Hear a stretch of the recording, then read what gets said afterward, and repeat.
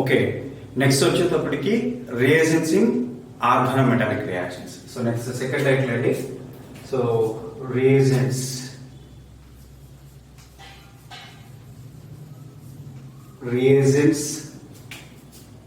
In organometallic reactions. So ఇక్కడ organometallic reactions కి సంబంధించినటువంటి ఆర్గానోమెటాలిక్ రియాక్షన్స్ లో ఇన్వాల్వ్ అయ్యేటువంటి రియేజెంట్స్ ఏవైతే ఉన్నాయో ఆ రియేజెంట్స్ గురించి చదవాలండి. సో దీని కింద మళ్ళీ మనకి సబ్ టైటిల్స్ రాసుకున్నాం. ఆ సబ్ టైటిల్స్ ఏంటి అనేది చూద్దాం. సో సబ్ టైటిల్స్ ఒకసారి చూసినట్లయితే దీంట్లో మళ్ళీ first what is organometallic reagent. So what is organometallic reagent. అసలు ఈ ఆర్గానోమెటాలిక్ రియేజెంట్ అంటే ఏంటి, ఆర్గానోమెటాలిక్ రియేజెంట్ అంటే ఏంటి అనేది చూడాలి. ఆ తర్వాత మనకి ఆర్గానిక్ ఫ్రాగ్మెంట్స్ అంటే ఇక్కడ ఆర్గానోమెటాలిక్ రియేజెంట్స్ ని RM తో రిప్రజెంట్ చేస్తారండి. RM అన్నమాట. సో RM అంటే ఇక్కడ R అనేది ఆర్గానిక్ ఫ్రాగ్మెంట్, M అనేది వచ్చేటప్పటికి మెటల్, ఆ తర్వాత బాండ్ వచ్చేటప్పటికి ఆర్గానోమెటాలిక్ బాండ్ అనమాట. సో ఆ మూడింటి గురించి చూడాలి. కాబట్టి so what is organometallic reagent చూసిన తర్వాత organic fragments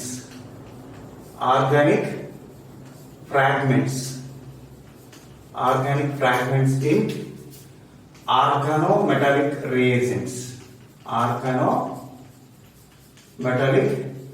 reagents. Organometallic reagents లో యూజ్ చేసేటువంటి డిఫరెంట్ ఆర్గానిక్ ఫ్రాగ్మెంట్స్ ఏంటి. ఆ తర్వాత మెటల్స్ ఇన్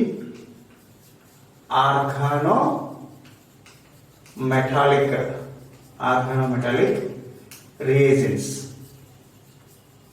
ఆర్గానోమెటాలిక్ రియేజెంట్స్ లో మనము రెగ్యులర్ గా వచ్చేటువంటి కామన్ మెటల్స్ ఏంటి, కామన్ ఆర్గానిక్ ఫ్రాగ్మెంట్స్ ఏంటి. ఆ తర్వాత ఆర్గానోమెటాలిక్ బాండ్ అంటే ఈ బాండ్ ఆర్గానోమెటాలిక్ బాండ్ అంటున్నారు కదండి, వాడెవడు. So organometallic bond in organometallic reagents. So organometallic reagents లో వచ్చేటువంటి ఆర్గానోమెటాలిక్ బాండ్ ఏంటి. సో అక్కడ ఏంటంటే ఒక రకంగా ఏంటంటే ఇక్కడ నేచర్ ఆఫ్ ఆర్గానిక్ ఫ్రాగ్మెంట్ చూస్తారు, ఇక్కడ వచ్చేటప్పుడు నేచర్ ఆఫ్ మెటల్ చూస్తారండి, ఇక్కడ వచ్చేటప్పుడు నేచర్ ఆఫ్ ఆర్గానోమెటాలిక్ బాండ్ చూస్తారు అనమాట. ఆ తర్వాత ఫైనల్ గా ఆర్గానోమెటాలిక్ రియేజెంట్స్ వచ్చినాయి కదా. సో వాటి నేచర్ ఏంటి, ఆర్గానోమెటాలిక్ బాండ్ గురించి మాట్లాడుకున్న తర్వాత ఆర్గానోమెటాలిక్ రియేజెంట్ మొత్తము దాని యొక్క నేచర్ ఏంటి అంటే ఆర్గానోమెటాలిక్ రియేజెంట్స్ ఎట్లా యాక్ట్ చేస్తాయి. So nature of organometallic reagents అంటే ఆర్గానోమెటాలిక్ రియేజెంట్స్ మీకు సింథటికల్ ప్రికాసర్స్ ఫర్ కార్బేనియన్ ఇంటర్మీడియట్ అంటారు అనమాట. సో వచ్చేటువంటి కార్బేనియన్ అనేది నెగటివ్ చార్జెడ్ స్పీసెస్ కాబట్టి వీడు న్యూక్లియోఫైల్ గా యాక్ట్ చేస్తున్నాడా, లేకపోతే బేస్ గా యాక్ట్ చేస్తున్నాడా, లేకపోతే రెండింటిగా యాక్ట్ చేస్తున్నాడా, ఆర్గానోమెటాలిక్ రియేజెంట్స్ నుంచి వచ్చే న్యూక్లియోఫైల్స్ ఎట్లా యాక్ట్ చేస్తాయి అనే విషయము ఇక్కడ చదువుకుంటాం అనమాట మనం. సో ఇక్కడ జాగ్రత్త.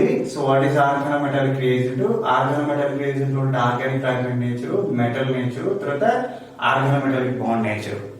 ఆ తర్వాత నేచర్ ఆఫ్ ఆర్గానోమెటాలిక్ రియేజెంట్స్ అంటే ఆర్గానోమెటాలిక్ రియేజెంట్స్ ఎట్లా యాక్ట్ చేస్తాయి అనేది చూసిన తర్వాత దాని క్లాసిఫికేషన్ ఆఫ్ ఆర్గానోమెటాలిక్ రియేజెంట్స్. మీకు ఇదంతా చూసిన తర్వాత క్లాసిఫికేషన్ చూస్తే ఈజీగా ఉంటుంది అనమాట. అందుకని నేను చివరిలో రాసిన classification of organometallic reagents. Organometallic reagents కి సంబంధించినటువంటి క్లాసిఫికేషన్. ఇక్కడ క్లాసిఫికేషన్స్ 4 క్లాసిఫికేషన్స్ ఉంటాయండి. సో క్లాసిఫికేషన్ వచ్చేటప్పటికి మొత్తం 4 క్లాసిఫికేషన్స్ వస్తాయి. సో అఫ్ కోర్స్ క్లాసిఫికేషన్స్ ఏంటి అంటే ఒకటి based on nature of organic fragment fragment. Organic fragment whether it is saturated or unsaturated అనే దాన్ని బేస్ చేసుకొని ఒక క్లాసిఫికేషన్. ఆ తర్వాత based on nature of metal, metal యొక్క నేచర్ని బేస్ చేసుకోనండి. మెటల్ యొక్క నేచర్ అంటే ఆ మెటల్ కోఆర్డినేషన్ కాంపౌండ్స్ ని ఫామ్ చేస్తుందా చేయట్లేదు అని దాన్ని బేస్ చేసుకుని. తర్వాత based on position of metal, position of metal in periodic table, in periodic table. So పీరియాడిక్ టేబుల్లో మెటల్ యొక్క పొజిషన్ ని బేస్ చేసుకొని. తర్వాత based on metal connectivity,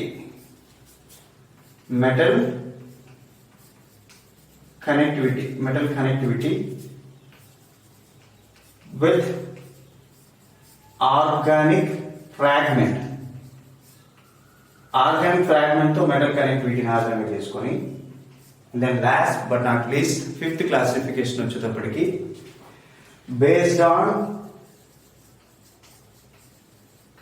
nature of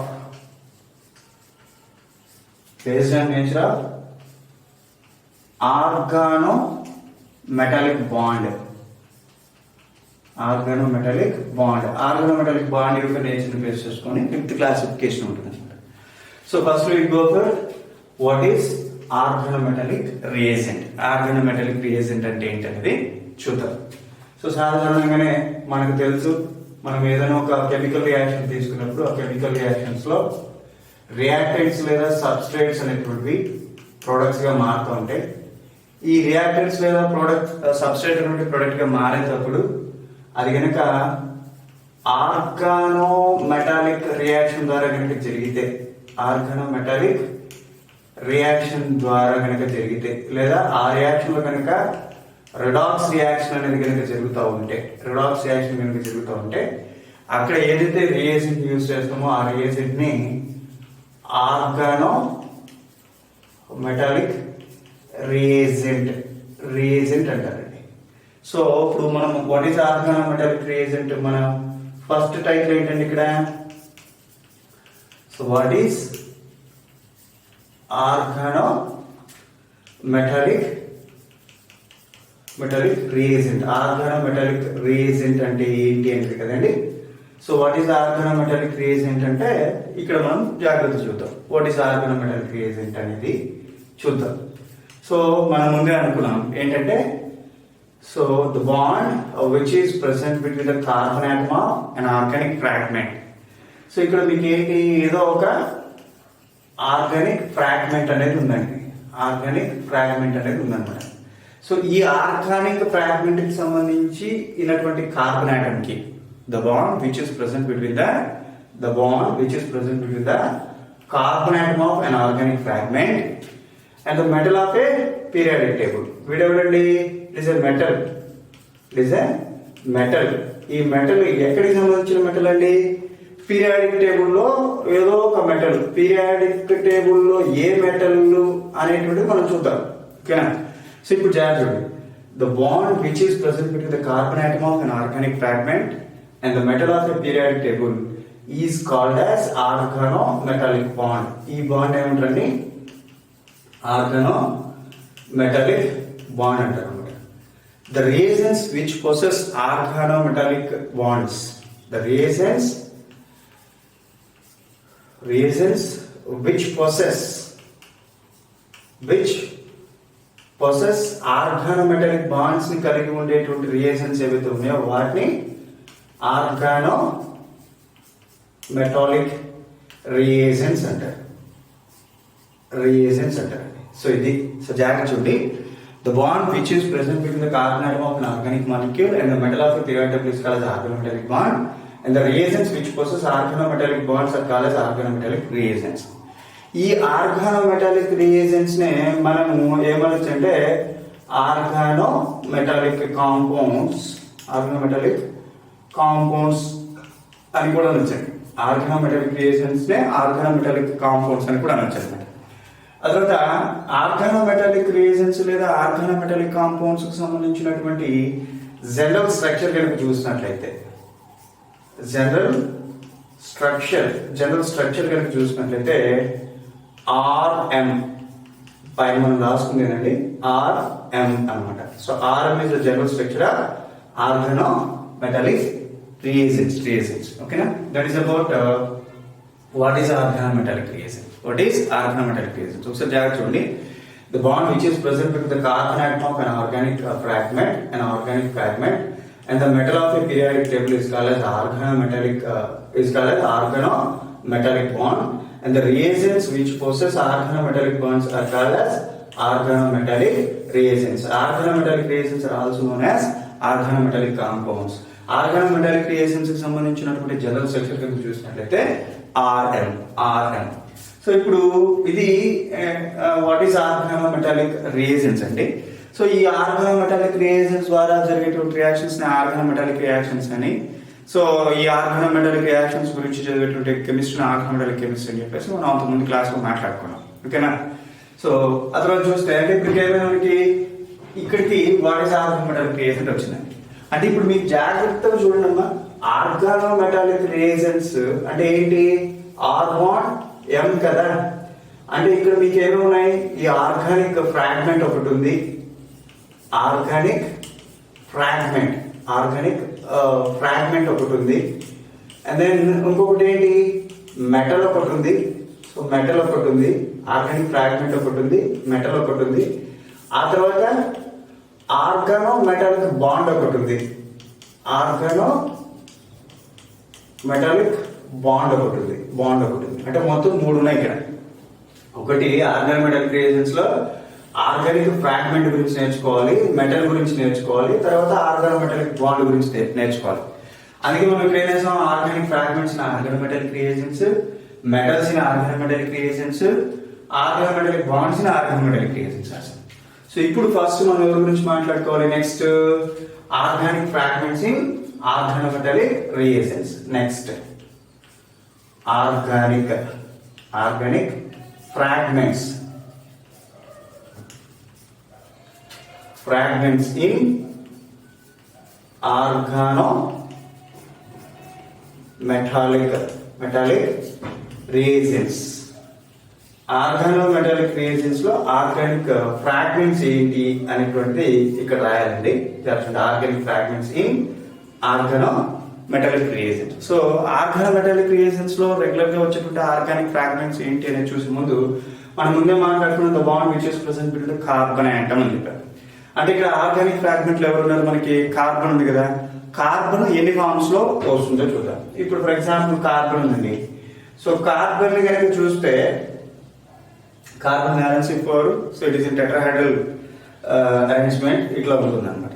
so వీళ్ళు తీసుకెళ్ళి కార్బన్ ని ఈ బాండ్ కనుక మనం హోమాలసిస్ చేశారనుకోండి, కార్బన్ ని మీరు ఈ బాండ్ ని హోమాలసిస్ చేశారనుకోండి, హోమాలసిస్ చేస్తే ఏమవుతుంది?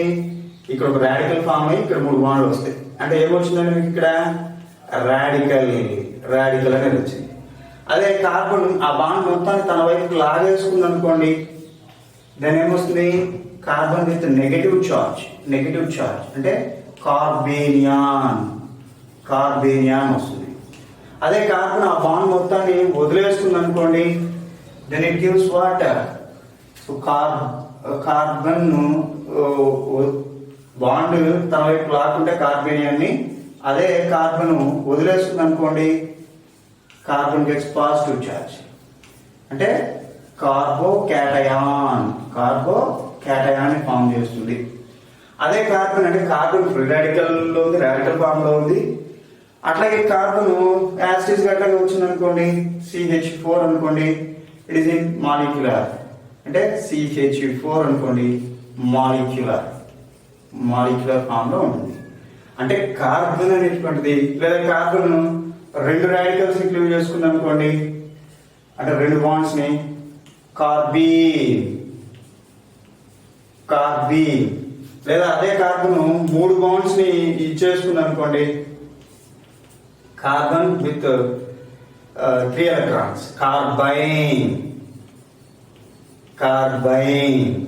అదే కార్బన్ దాని యొక్క 4 వ్యాలెన్సీ విత్ 4 అనుకోండి, 1 2 3 4, కార్బైడ్. అంటే మీకు ఆర్గానోమెటాలిక్ రియేజన్స్ లో ఉండేటువంటి ఆర్గానిక్ ఫ్రాగ్మెంట్ అనేది,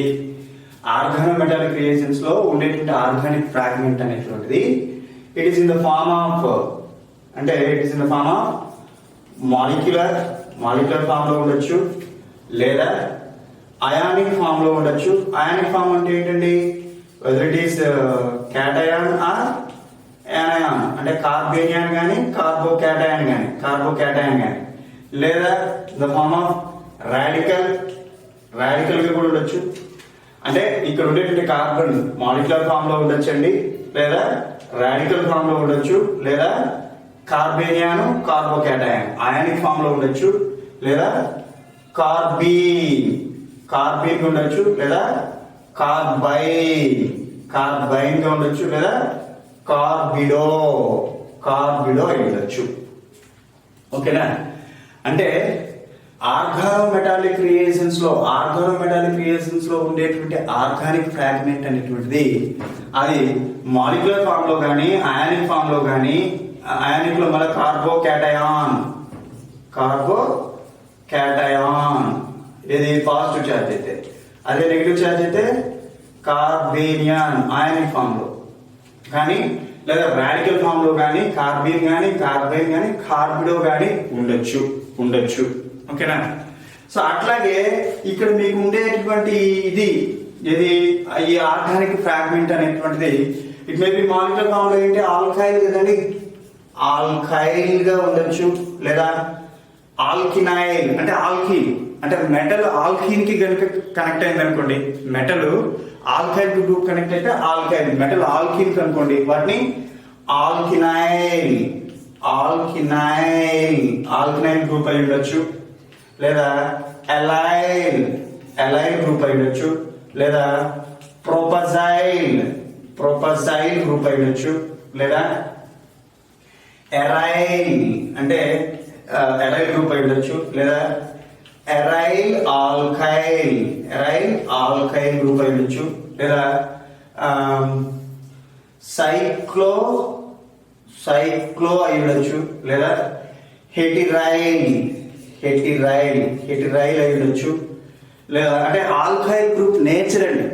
ఆల్కైల్ గ్రూప్ ఎన్ని రకాల ఆల్కైల్ గ్రూప్స్ ఉండొచ్చు అనే దానికి చెప్తున్నాం. ఎన్ని రకాల ఆల్కైల్ గ్రూప్స్ అంటే అది ఆల్కైల్ అయి ఉండొచ్చు, ఆల్కినైల్ అయి ఉండొచ్చు, అంటే ఆల్కైల్ గ్రూప్ అయి ఉండొచ్చు, లేదా ఆల్కిన్ అయి ఉండొచ్చు, లేదా ఎసిటైల్ అంటే ట్రిపుల్ బాండ్, లేదా దీని ఆల్కైనైల్ అంటారండి, ఆల్కైనైల్ అయి ఉండొచ్చు. ఓకేనా? అంటే ఆల్కైల్ కానీ ఆల్కినైల్ కానీ ఎరైల్ కానీ ప్రొపజైల్ కానీ ఎరైల్ ఆల్కైల్ కానీ సైక్లో కానీ హెటిరైల్ కానీ ఎసిటైల్ లేదా ఆల్కైనైల్ కానీ. సో వీటిలో ఏదో ఒకటి అయి ఉండొచ్చు. ఏంటది? ఆర్గానోమెటాలిక్ రియేషన్స్ లో వచ్చేటువంటి ఆర్గానిక్ ఫ్రాగ్మెంట్ అన్నమాట. సో ఫర్ ఎగ్జాంపుల్ మీకు ఇక్కడ ఆల్కైల్ అంటే ఏంటండి? సో ఆల్కైల్ అంటే ఫర్ ఎగ్జాంపుల్ మిథైల్ గ్రూప్ ఉంది అనుకోండి.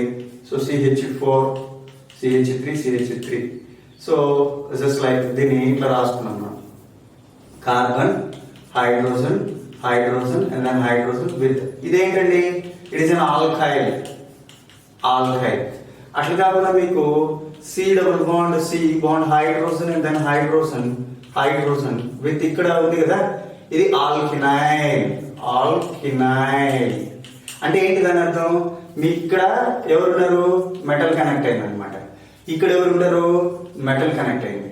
అంటే మెటల్ కి కనెక్ట్ అయింది ఇది ఆల్కైల్ గ్రూప్, ఇక్కడ మెటల్ కి కనెక్ట్ అయింది ఇది ఆల్కినైల్ గ్రూప్. అట్లాగే C ట్రిపుల్ బాండ్ C ఇక్కడ హైడ్రోజన్ ఉందమ్మా, ఇక్కడ మీకు మెటల్ కనెక్ట్ అయింది అనుకోండి, ఇదేంటి? Acetyl or alkynyl. ఓకేనా? ఎసిటైల్ లేకపోతే ఆల్కైనైల్. అదే మీరు ఎలైల్ తీసుకున్నారు అనుకోండి, ఇది చూడండి. సో ఆల్కిన్స్ లో ఉండేటువంటి sp2 హైబ్రిడైజ్డ్ కార్బన్ కలిసి ఉన్నటువంటి sp3 హైబ్రిడైజ్డ్ sp2 హైబ్రిడైజ్డ్ కలిసి ఉన్నటువంటి sp3 హైబ్రిడైజ్డ్ కార్బన్ ని అలైల్ అంటారు. సో ఇప్పుడు ఈ గ్రూప్ మొత్తం ఏంటండి అలైల్ గ్రూప్ అన్నమాట. అదే మీకు ట్రిపుల్ బాండ్ ఉందమ్మా. సో ట్రిపుల్ బాండ్ కూడా sp హైబ్రిడైజ్డ్ కన్సిస్టెంట్ గా ఇది వచ్చింది అనుకోండి, దీన్ని ఏమంటారు ప్రొపజైల్ అంటే అలైల్ ప్రొపజైల్. అంటే ఆల్కైల్ వచ్చింది, ఆల్కనైల్ వచ్చింది, అలైల్ వచ్చింది, ప్రొపజైల్ వచ్చింది. ఆ తర్వాత ఎరైల్ అంటే ఏంటి, బెంజిన్ కదా. సో ఎరైల్ ఇక్కడ మెటల్ అనేది వచ్చింది అనమాట. సో ఈ గ్రూప్ మొత్తాన్ని మనం ఏమనుకుంటాం, సో ఎరైల్ గ్రూప్ అంటారు. అట్లాగే ఎరైల్ ఆల్కైల్ అంటే ఏం లేదు, బెంజిన్ కి ఇంకొక ఆల్కైల్ గ్రూప్ వస్తే, వచ్చి దానికి మెటల్ కనెక్ట్ అయ్యింది. అది కూడా బెంజిన్ ఒక ఆల్కైల్ గ్రూప్. దీన్ని మనం బెంజైల్ అని కూడా అనుకోవచ్చు. Aryl alkyl or benzyl. ఆ తర్వాత సైక్లో అంటే మనకు తెలుసు కదా, ఆరోమేటిక్ నేచర్ లేకుండా మెటల్ డైరెక్ట్ గా కనెక్ట్ అయ్యింది. It is what సైక్లో.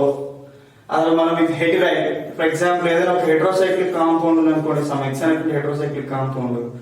సో దీనికి కనుక మెటల్ కనెక్ట్ అయింది అనుకోండి ఇక్కడ, సో ఇప్పుడు దీని ఏమంటారు, ఇది మెటల్. ఇది మొత్తం ఈ గ్రూప్ అంతా ఏంటండి హెటిరైల్. ఓకే, ఆ తర్వాత హెటరైల్ కావచ్చు, తర్వాత ఎసిటైల్ ఆల్కనైల్ చెప్తాం అనమాట. సో ఇవి మనకి సహజంగా ఆర్గానోమెటాలిక్ రియాక్షన్స్ లో వచ్చేటటువంటి, అంటే ఆర్గానోమెటాలిక్ రియేజన్స్ లో ఉండేటువంటి ఆర్గానిక్ ఫ్రాగ్మెంట్స్ యొక్క నేచర్ ఏంటనే చెప్తాను అనమాట. సో జాగ్రత్తగా చూడమ్మా. తర్వాత ఏంటంటే మీకు అఫ్కోర్స్ మనం ఇక్కడ ఆల్కైల్ చెప్పాం కదండి, ఇది ఆల్కైల్ చెప్పాం కదా.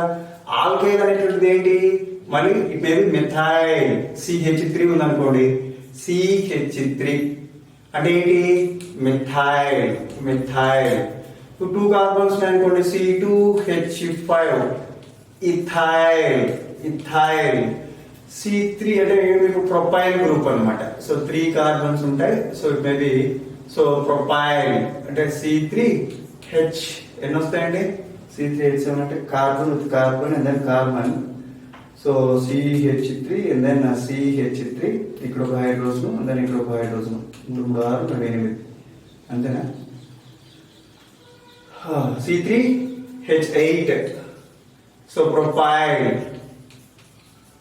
And then C4H, okay 3 6 8 C4 కదండి, ఇంకొకటి పెట్టుకోండి, CH3 hydrogen 6 4 C4H10 butyl. So butyl group అనమాట. అంటే ఆల్కైల్ మళ్ళీ మిథైల్, ఇథైల్, ప్రొపైల్, బ్యూటైల్ అనుకోండి, అంతే కదండి. ఇప్పుడు వీటిలో ఆయన ఏమంటారంటే అండి, ఈ ఆర్గానిక్ ఫ్రాగ్మెంట్స్ లో organic group baby methyl, ethyl, propyl, butyl అని చెప్పాం కదా. వాడు ఏమంటాడంటే with increasing number of carbon atoms, the organic fragments has less efficiency to form organometallic reagents అంటారు. అంటే ఇక్కడ ఏమైంది, మిథైల్, ఇథైల్, ప్రొపైల్, బ్యూటైల్ తో ఎవరి దగ్గర నెంబర్ ఆఫ్ కార్బన్ ఆటమ్స్ ఎక్కువ ఉన్నాయి, బ్యూటైల్ దగ్గర కదా. నెంబర్ ఆఫ్ కార్బన్ ఆటమ్స్ పెరిగే కొలది ఆర్గానోమెటాలిక్ రియేజెంట్స్ ని ఫామ్ చేసేటువంటి క్యాపబిలిటీ తగ్గిపోతుంది అని చెప్తున్నాడు. అంటే methyl group have more affinity than ethyl, than propyl, than butyl. దేనికి, టు ఫార్మ్ ఆర్గానోమెటాలిక్ రియేజెంట్స్ అన్నమాట. అంటే ఇదేంటి,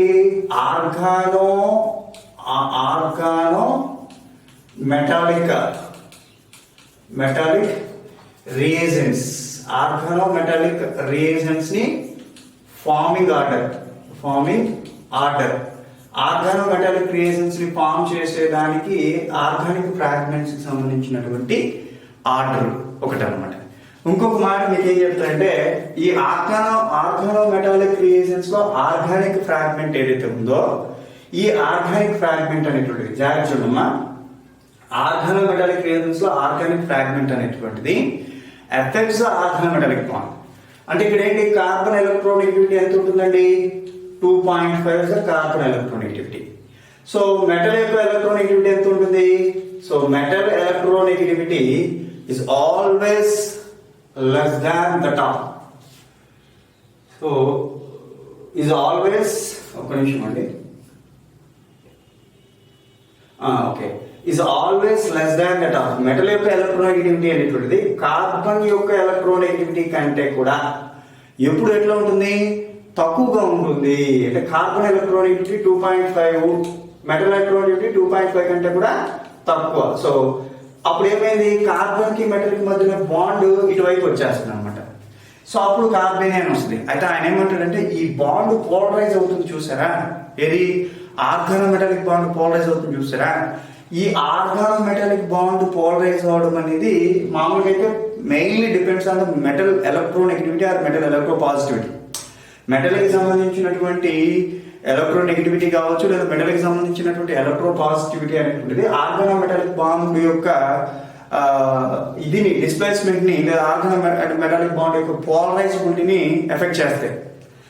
మెటల్ ఎక్కువగా ఎఫెక్ట్ చేస్తుందండి కంపేర్ టు మెటల్ తో పోలిస్తే. ఈ ఆర్గానిక్ ఫ్రాగ్మెంట్ ఏవైతే ఇప్పుడు మనం మాట్లాడే, ఇప్పుడు చూడండి ఆర్గానిక్ ఫ్రాగ్మెంట్స్ ఎట్లా అంటే, మీకు ఇక్కడ ఆల్కేన్ ఉందండి, ఆల్కేన్స్ లో ఉన్న కార్బన్ ఎలక్ట్రోనెగటివిటీ ఎంత, sp3 హైబ్రిడైజేషన్. ఇక్కడ వచ్చేటప్పటికి sp2 హైబ్రిడైజేషన్, ఇదేమో sp3 హైబ్రిడైజ్డ్ కార్బన్, వీడు వచ్చేటప్పటికి sp2 హైబ్రిడైజ్డ్ కార్బన్, వీడు వచ్చేటప్పటికి sp hybridised carbon. So sp3 hybridized, sp2 hybridized, sp hybridized, which one is more electronegative, which one is more electronegative అండి. ఎవరిదైతే ఎస్ క్యారెక్టర్ ఎక్కువ ఉంటుందో, ఎవరికైతే ఎస్ క్యారెక్టర్ ఎక్కువ ఉంటుందో వాడు మోర్ ఎలక్ట్రోనెగటివ్ కదా. సో ఎందుకని, ఎస్ క్యారెక్టర్ ఎక్కువ ఉందంటే న్యూక్లియస్ కి దగ్గరగా ఉంటుంది కాబట్టి ఆటోమేటిక్ గా ఏమవుతుంది, ఎలక్ట్రోనెగటివిటీ అనేటువంటిది పెరుగుతుంది. అప్పుడు మనకి sp3 hybridized, sp2 hybridized, sp hybridised లో చూసినప్పుడు ఇక్కడ ఈ sp3 sp2 ఇక్కడ మీకు మొత్తం చూసుకుంటే ఇక్కడ ఏమైంది, ఇక్కడ 3 ఈక్వలెంట్స్ p ఉంది, ఇక్కడేమో 2 ఈక్వలెంట్స్ ఉంది, ఇక్కడ 1 ఈక్వలెంట్ ఉంది. అంటే ఇక్కడ ఎస్ క్యారెక్టర్ ఎక్కువగా sp హైబ్రిడైజేషన్ లో. సో sp హైబ్రిడైజేషన్ లో ఉండేటువంటి కార్బన్ మోర్ ఎలక్ట్రోనెగటివ్. అంటే మీకు మెటల్ కి sp హైబ్రిడైజ్డ్ కార్బన్ కనెక్ట్ అయిందా, మెటల్ కి sp2 హైబ్రిడైజ్డ్ కార్బన్ కనెక్ట్ అయిందా, మెటల్ కి sp3 హైబ్రిడైజ్డ్ కార్బన్ కనెక్ట్ అయిందా అనే దాన్ని బట్టి ఆర్గానోమెటాలిక్ బాండ్ యొక్క మూమెంట్ అనేటువంటిది మళ్ళా మారిపోతూ ఉంటుంది. ఇప్పుడు ఈ మూడు మీరు చూసారనుకోండి, ఆల్కైల్, ఆల్కినైల్, ఎసిటైల్ లేదా ఆల్కైనైల్ చూసుకున్నప్పుడు ఈ మూడిట్లో which organometallic bond is more polarized అంటాడు. sp3 attached metal, sp3 carbon attached metal more polarized, sp2 carbon attached organometallic bond more polarized, sp attached carbon more polarized అని అడిగినప్పుడు నేను ఇందాక చెప్పాను, యాక్చువల్ గా carbon electronegativity 2.5, but sp hybridization వచ్చినప్పుడు 2.5 carbon electronegativity ఏమవుతుంది, అంత కొంత ఇంకా న్యూక్లియస్ కి దగ్గరగా ఉంటుంది కాబట్టి ఇది ఇంకా ఎక్కువ అవుతుంది. So this one is more polarized than this. అంటే ఇది polarisability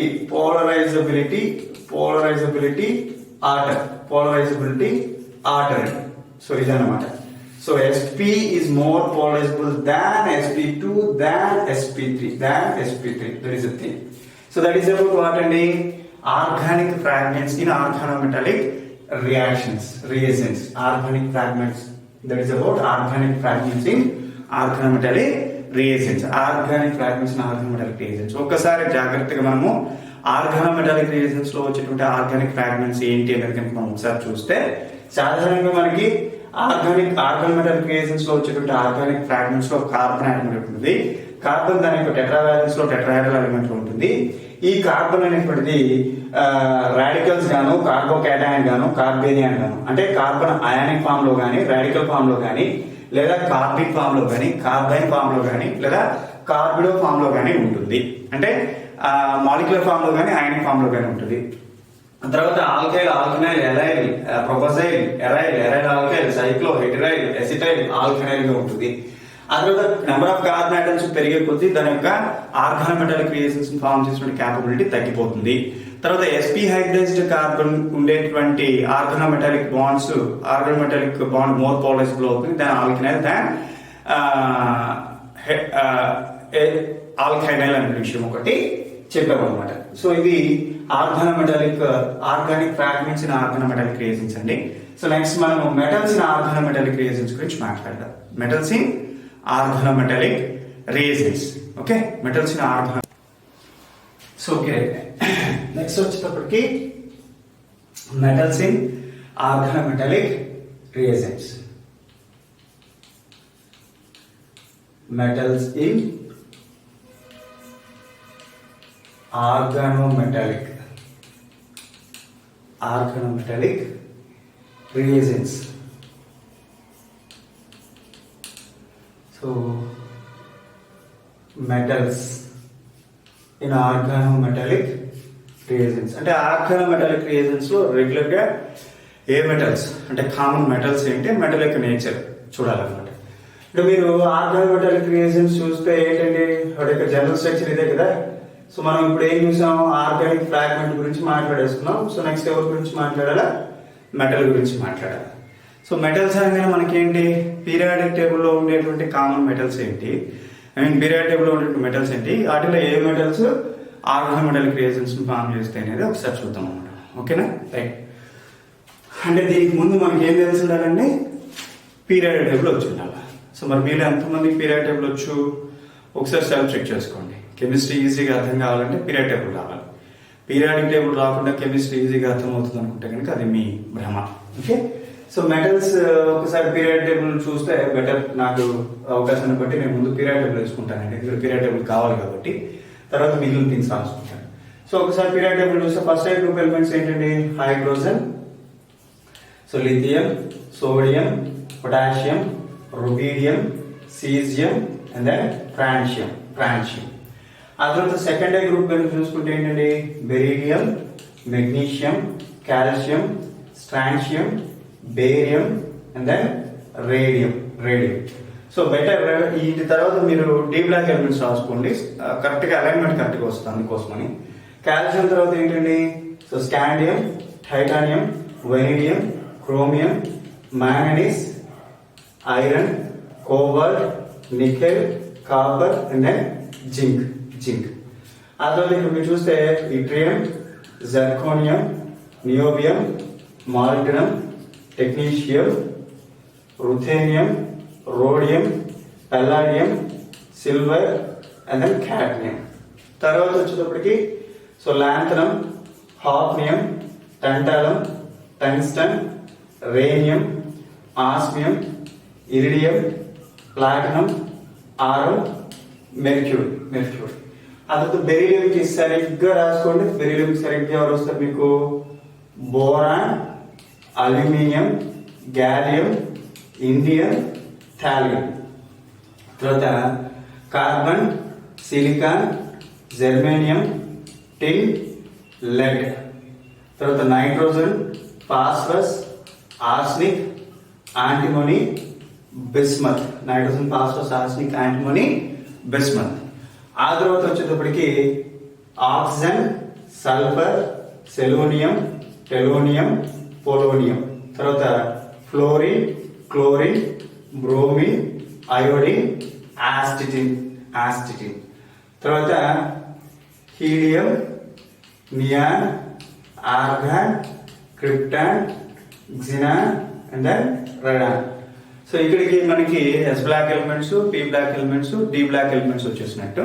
then you go for F block elements. F block elements ఏంటండి, cerium, praseodymium, neodymium, promethium, samarium, europium, gadolinium, terbium, dysprosium, holmium, erbium, thulium, ytterbium and then lutetium. చూడండి, cerium, praseodymium, neodymium, promethium, samarium, europium, gadolinium, terbium, dysprosium, holmium, erbium, thulium, ytterbium, lutetium. Thulium, ytterbium, lutetium.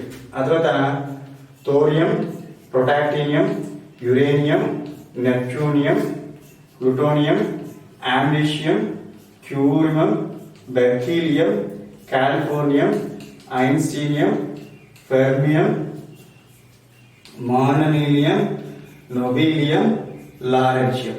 So ఇక్కడికి మీకు periodic table complete. అంటే S block, P block, D block and then block completed అండి. So వీటిలో metals ఏంటి అంటే మనకి ఇక్కడ ఏంటి మెటల్స్ ఇన్ ఆర్గానోమెటాలిక్ రియేజన్స్ కదా మన టాపిక్. అందుకని పీరియడ్ టేబుల్ రాసుకోవాలి. పీరియడ్ టేబుల్ రాసుకొని పీరియడ్ టేబుల్లో ప్రతి గ్రూప్ లో ఏవి మెటల్స్, ఏవి నాన్ మెటల్స్, ఏవి మెటల్ ఆయిడ్స్ ఇవి చూసుకోవాలి. చూస్తే ఫస్ట్ థింగ్ మీకు ఈ helium, neon, argon, krypton, xenon, radon ఇవన్నీ కూడా ఏంటి ఇనర్ట్ గ్యాస్ ఎలిమెంట్స్ ఇవి కాదు. సో ఇవి మనకి ఆర్గానోమెటాలిక్ రియేజన్స్ ఫామ్ చెయ్యవు. ఆ తర్వాత మీకు ఇక్కడ chlorine, bromine, iodine, Austin. Of course Austin somewhat metallic nature ఉంటుందండి. ఆస్టిన్ కి కొంత మెటాలిక్ నేచర్ వస్తుంది. ఇవన్నీ కూడా నాన్ మెటల్స్. ఇవి హాలోజన్స్ మొత్తం కూడా క్లోరిన్, బ్రోమిన్, అయోడిన్, ఆస్టిన్ అన్ని కూడా మొత్తం నాన్ మెటల్స్. వాటిలో ఆస్టిన్ ఒక్కదానికి కొంచెము మెటాలిక్ నేచర్ అనేటువంటిది వస్తుంది అనమాట. ఇది తీసేస్తే మీకు పక్కా ఈ డి బ్లాక్ ఎలిమెంట్ ఏవైతే ఉన్నాయో scandium, vanadium, chromium, manganese, ferrous, cobalt, nickel, copper, zinc, yttrium, zirconium, niobium, molybdenum, technetium, ruthenium, rhodium, palladium, silver, cadmium, lanthanum, hafnium, tantalum, tungsten, barium, osmium, iridium, platinum, aurum, mercury. ఈ D block elements ఏవైతే ఉన్నాయో ఈ D black సంబంధించినటువంటి మొత్తం metals, D block metals అన్ని కూడా D block మొత్తం కూడా ఏంటి మెటల్స్ అంటే ఇవన్నీ ఆర్గానోమెటాలిక్ రియేజన్స్ ని ఫామ్ చేస్తాయి. డి బ్లాక్ మెటల్స్ అన్ని కూడా ఆర్గానోమెటాలిక్ రియేజన్స్ ని ఫామ్ చేస్తాయి. ఆ తర్వాత ఎబ్లాక్ ఏంటి cerium, sodium, neodymium, promethium, samarium, europium, gadolinium, terbium, dysprosium, holmium, erbium, thulium, ytterbium, lutetium గాని లేకపోతే thorium, protactinium, uranium, neptunium, plutonium, americium, ప్లూరిమం, berkelium, californium, einsteinium, fermium, mendelevium, nobelium, lawrencium కానీ. సో ఈ ఎబ్లాక్ సంబంధించినటువంటి అన్ని కూడా ఏంటంటే మెటల్స్. సో ఇవి కూడా ఆర్గానోమెటాలిక్ రియేజన్స్ ఫామ్ చేస్తాయి. సో అన్ని మెటల్స్ వస్తారంటే అన్ని మెటల్స్ కాదండి, కొన్ని మెటల్స్ మీద వర్క్ జరిగిన మెటల్స్ ఏంటి అని మాట్లాడుతున్నాం మనం. ఓకే, ఆ తర్వాత మీకు ఇక్కడ ఫస్ట్ ఇయర్ గ్రూప్ వచ్చేటప్పటికి ఏవైతే hydrogen, lithium, sodium, potassium, rubidium, caesium, francium ఉన్నాయో ఈ hydrogen, lithium, sodium, potassium, rubidium, caesium, francium hydrogen మినహాయించి మిగిలిన మొత్తం లిథియం కానీ, సోడియం కానీ, పొటాషియం కానీ, రుబిడియం కానీ, సీజియం, ఫ్రాన్షియం ఇవన్నీ వచ్చేటప్పటికి metals. So first year group metals అనమాట. ఈ ఫస్ట్ ఇయర్ గ్రూప్ మెటల్స్ అన్ని కూడా ఆర్గానోమెటాలిక్ రియేజన్స్ ఫామ్ చేస్తే దీంట్లో ఎక్కువ ఎవరి గురించి మాట్లాడతారంటే లిథియం గురించి మాట్లాడతారు. ఆ తర్వాత సెకండ్ ఇయర్ గ్రూప్ లో మీకు సెకండ్ ఇయర్ గ్రూప్ మెటల్స్ కూడా మొత్తము సెకండ్ ఇయర్ గ్రూప్ ఎలిమెంట్స్ కూడా మొత్తము మెటల్స్ అండి. ఏవైతే బెరీడియం, మెగ్నీషియం, కాల్షియం, శాన్షియం, బేరియం, రేడియం ఉన్నాయి ఇవన్నీ కూడా మెటల్స్ అనమాట. సో ఇవన్నీ కూడా మెటల్స్. సో ఇవి కూడా ఇవన్నీ కూడా ఆర్గానోమెటాలిక్ రియేజన్స్ ఫామ్ చేస్తాయి. అంటే ఫస్ట్ ఇయర్ లో హైడ్రోజన్ తీసేసి lithium, sodium, potassium, rubidium, caesium, francium మొత్తం కూడా ఆర్గానోమెటాలిక్ రియేజన్స్ ఫామ్ చేస్తాయి. బట్ వాటిలో ఎక్కువగా మనము లిథియం మెటల్, తర్వాత సోడియం ఒకటి, పొటాషియం ఒకటి కామన్ గా చూసేటువంటి ఆర్గానోమెటాలిక్ రియేజన్స్ అనమాట. సో వాటి గురించి మనం మాట్లాడుకుంటాం. లిథియం ఫామ్ చేసేటువంటి ఎల్డిఎల్, లిథియం డయాసోప్రోపైలమైడ్ కానీ, లిథియం హెక్సామిథైల్ డైసల్ఫైడ్ కానీ, పొటాషియం ఫామ్ చేసేటువంటి పొటాషియం హెక్సామిథైల్ డైసల్ఫైడ్ కానీ కేహెచ్ఎండిఎస్ అంటారు. ఏంటి lithium hexamethyl disilazide LHMDS, potassium hexamethyl disilazide KHMDS, sodium hexamethyl disilazide NaHMDS, LDA lithium diisopropylamide. అంటే ఇవన్నీ మెటల్స్ ఆర్గానోమెటాలిక్ రియేజన్స్ ఫామ్ చేసినట్టే కదా. సో అవన్నమాట. సో ఆ తర్వాత సెకండ్ ఇయర్ గ్రూప్ లో కామన్ గా వచ్చేటప్పటికి మీకు మెగ్నీషియం ని చూస్తారండి. So magnesium metal first year group లో వచ్చేటప్పటికి లిథియం ని కామన్ గా చూస్తారు. సెకండ్ ఇయర్ గ్రూప్ లో వచ్చేటప్పటికి మెగ్నీషియం ఫామ్ చేసేటువంటిది గ్రిగ్నార్డ్ రేజిన్, మనకు తెలుసు RMGs, గ్రిగ్నార్డ్ రేజిన్ కూడా చూస్తాము. ఆ తర్వాత మీకు ఇక్కడ ఇటు వస్తే boron is a metalloid. Boron metal కాదండి, మెటలాయిడ్ అంటే ఏంటి? ఇట్ ఇస్ ఏ మెటలాయిడ్ అంటే సందర్భాన్ని బట్టి మెటల్ గా యాక్ట్ చేస్తుంది, అవసరాన్ని బట్టి మెటల్ గా యాక్ట్ చేస్తుంది, అవసరాన్ని బట్టి నాన్ మెటల్ గా యాక్ట్ చేస్తుంది అనమాట. వీడి ఇష్టం, వీడికి అవసరం అయితే మెటల్ గా యాక్ట్ చేస్తుంది, అవసరం లేకపోతే నాన్ మెటల్ గా యాక్ట్ చేస్తుంది. కాబట్టి వీడిని మెటలాయిడ్ అంటారు. సో ఈ బోరాన్ అనేది నాన్ మెటలాయిడ్ అండి. మెటలాయిడ్ అంటే సందర్భాన్ని బట్టి మెటల్ గా, సందర్భాన్ని బట్టి నాన్ మెటల్ గా యాక్ట్ చేస్తుంది. వీడు కూడా మీకు వీడు ఆర్గాన్ మెటల్ రియేజెంట్స్ ఫామ్ చేస్తాడు. చాలా ఇంపార్టెంట్, మనం మాట్లాడుకుంటాం కదా ఆర్గానో బోరాన్ రియేజెంట్స్ అని, దాని హైడ్రోబోరేషన్ అని చెప్పేసి మాట్లాడుకుంటాం. చాలా చాలా ఇంపార్టెంట్ రియేజెంట్ అండి, అదొకటి అనమాట. ఆ తర్వాత మీకు aluminium. So aluminium is a metal. Aluminium అంటే గ్రూప్ లో పైనుంచి కిందకు వచ్చేటప్పటికి మనకి మెటల్ క్యారెక్టర్ ఏమవుతుంది, పెరుగుతుంది కదా. గ్రూప్ లో పైనుంచి కిందకు వచ్చేటప్పటికి మెటల్ క్యారెక్టర్ పెరుగుతుంది కదా. So aluminium is metal, aluminium form చేస్తుంది ఆర్గానో అల్యూమినియం రియేజెంట్స్ ని. ఆ తర్వాత గ్యాలియం, ఇండియం, టాలియం ఫామ్ చేస్తుంది, ఇండియం కూడా ఫామ్ చేస్తుంది, అవి కూడా మెటల్స్. తర్వాత carbon is a non metal. Carbon is a non metal. Of course silicon is also non metal. ఇక germanium, tin, lead. Tin is a metal, lead is a metal. So ఇవి form చేసే organo tin reagents, organo metallic reagents, organo lead reagents, organo metallic reagents. ఆ తర్వాత nitrogen is a non metal, phosphorus is a non metal, arsenic is a metal. మీకు ఒకటి తెలుసా, first discovered organo metallic compound not in organic chemistry, inorganic chemistry. Inorganic కెమిస్ట్రీలో మొట్టమొదటిసారి discover చేసినటువంటి organo metallic compound ఏదైనా ఉందంటే అది ఆర్సెనిక్ సంబంధించిన కాంపౌండే. దాన్ని cadets, CADETS, cadets fuming solution అంటారండి. కెడెట్స్ ఫ్యూమింగ్ సొల్యూషన్ అంటారు అనమాట. ఈ కెడెట్స్ ఫ్యూమింగ్ సొల్యూషన్ ని మనకి కెడెట్స్ అనేటువంటి సైంటిస్ట్ డిస్కవర్ చేస్తారు. దీన్ని కెడెట్స్ ఫ్యూమింగ్ సొల్యూషన్ ని కెడెట్స్ అనేటువంటి సైంటిస్ట్ డిస్కవర్ చేస్తాడు. ఈయన వచ్చేటప్పటికి మనకి ప్యారిస్ ఉంటుంది కదండి. సో ప్యారిస్ కి సంబంధించినటువంటి మిలిటరీ ఏదైతే ఉంటుందో ఈ మిలిటరీ ఫార్మసీలో సైంటిస్ట్ ఈయన. ప్యారిస్ కి సంబంధించినటువంటి మిలిటరీ ఫార్మసీకి సంబంధించిన సైంటిస్ట్ ఎవడతను, కెడెట్స్ అనమాట. సో ఈయన ఏం చేస్తాడంటే కెడెట్స్ ఫ్యూమింగ్ సొల్యూషన్ అనే దాన్ని ఒకదాన్ని ప్రిపేర్ చేస్తాడు. ఈయన వచ్చేటప్పటికి ప్యారిస్ మిలిటరీ ఫార్మసీలో ఇంక్స్ మీద రీసెర్చ్ చేస్తాడండి, ఇంక్స్ మీద రీసెర్చ్ చేస్తాడు అనమాట. Okay, so first discovered organo metallic compound in inorganic chemistry అంటే కనుక మీరు ఆర్సెనిక్ మెటల్ అండి, ఆర్సెనిక్. ఆ తర్వాత antimony is a metal, bismuth is a metal. Of course, oxygen is non-metal, sulfur is also non-metal, selenium is also non-metal, tellurium, polonium is metal అన్నమాట. So ఈ రకంగా మనకి పీరియాడిక్ టేబుల్ లో ఉండేటువంటి different elements లో ఎవరు ఆర్గానో మెటాలిక్ రియేజెంట్స్ ని form చేస్తే, ఏ మెటల్స్ ఆర్గానో మెటాలిక్ రియేజెంట్స్ ని ఫామ్ చేస్తే, ఏ మెటల్స్ ఆర్గానో మెటాలిక్ రియేజెంట్స్ ని ఫామ్ చేయవు అనేది మనం పీరియాడిక్ టేబుల్ వేసుకొని నీట్ గా ఇదిగోండి ఈ గ్రూప్ అసలు చాలా తక్కువ కదా, ఇవైతే అసలు ఫామ్ చేయవు, అయితే ఒక ఆసిడ్ మాత్రమే ఫామ్ చేస్తారు, మనకి ఏమి కూడా ఫామ్ చేయవు అనమాట. అదే మీకు ఆక్సిజన్, సల్ఫర్, సెలీనియం వచ్చేటప్పటికి పొలోనియం, ఆ తర్వాత nitrogen, phosphorus, arsenic, antimony, organo, bismuth, ఇట్లా అనమాట. ఇది మెటలాయిడ్ అండి. Boron is metalloid, silicon is metalloid, arsenic is metal.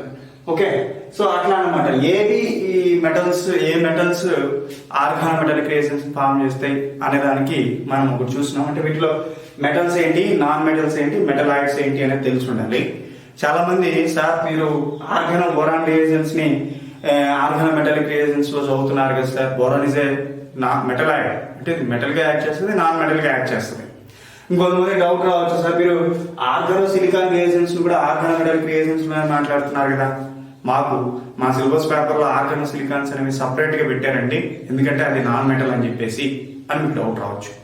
So యాక్చువల్గా ఏం జరిగిందంటే మనకి జైసిల్ సాల్ట్ అని ఒకటి ఉంటుంది ఇన్ఆర్గానిక్ కెమిస్ట్రీలో, పొటాషియం ట్రైక్లోరో ఇథిలిన్ ప్లాటినం 2. ఏంటంటే పొటాషియం ట్రైక్లోరో ఇథిలిన్ ప్లాటినం 2 అనేది ఉంటుంది అనమాట. సో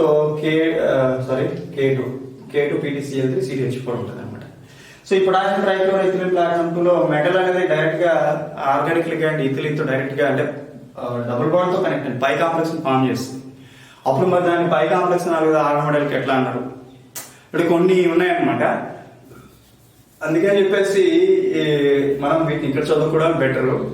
అంటే అది మెటలా నాన్ మెటలా, మెటలాయిడ్ అనేది పక్కన పెట్టి మెటలా నాన్ మెటలాయిడ్ అనేది మనం లెసన్ చెప్పేటప్పుడు చెప్తాము, దాన్ని దృష్టిలో పెట్టుకోండి. దీని కింద ఎందుకు చదువుతున్నామంటే అన్ని ఒక పక్కన ఉంటాయి. Organo phosphorus is non metal, but phosphorus compounds కూడా ఇక్కడ చదువుతాం బిటిక్ యాక్షన్. సో చదవడానికి రీజన్ ఏంటంటే అన్ని ఒక పక్కన ఉంటాయి, మనకి చదువుకునేదానికి ఫ్రీగా ఉంటుంది.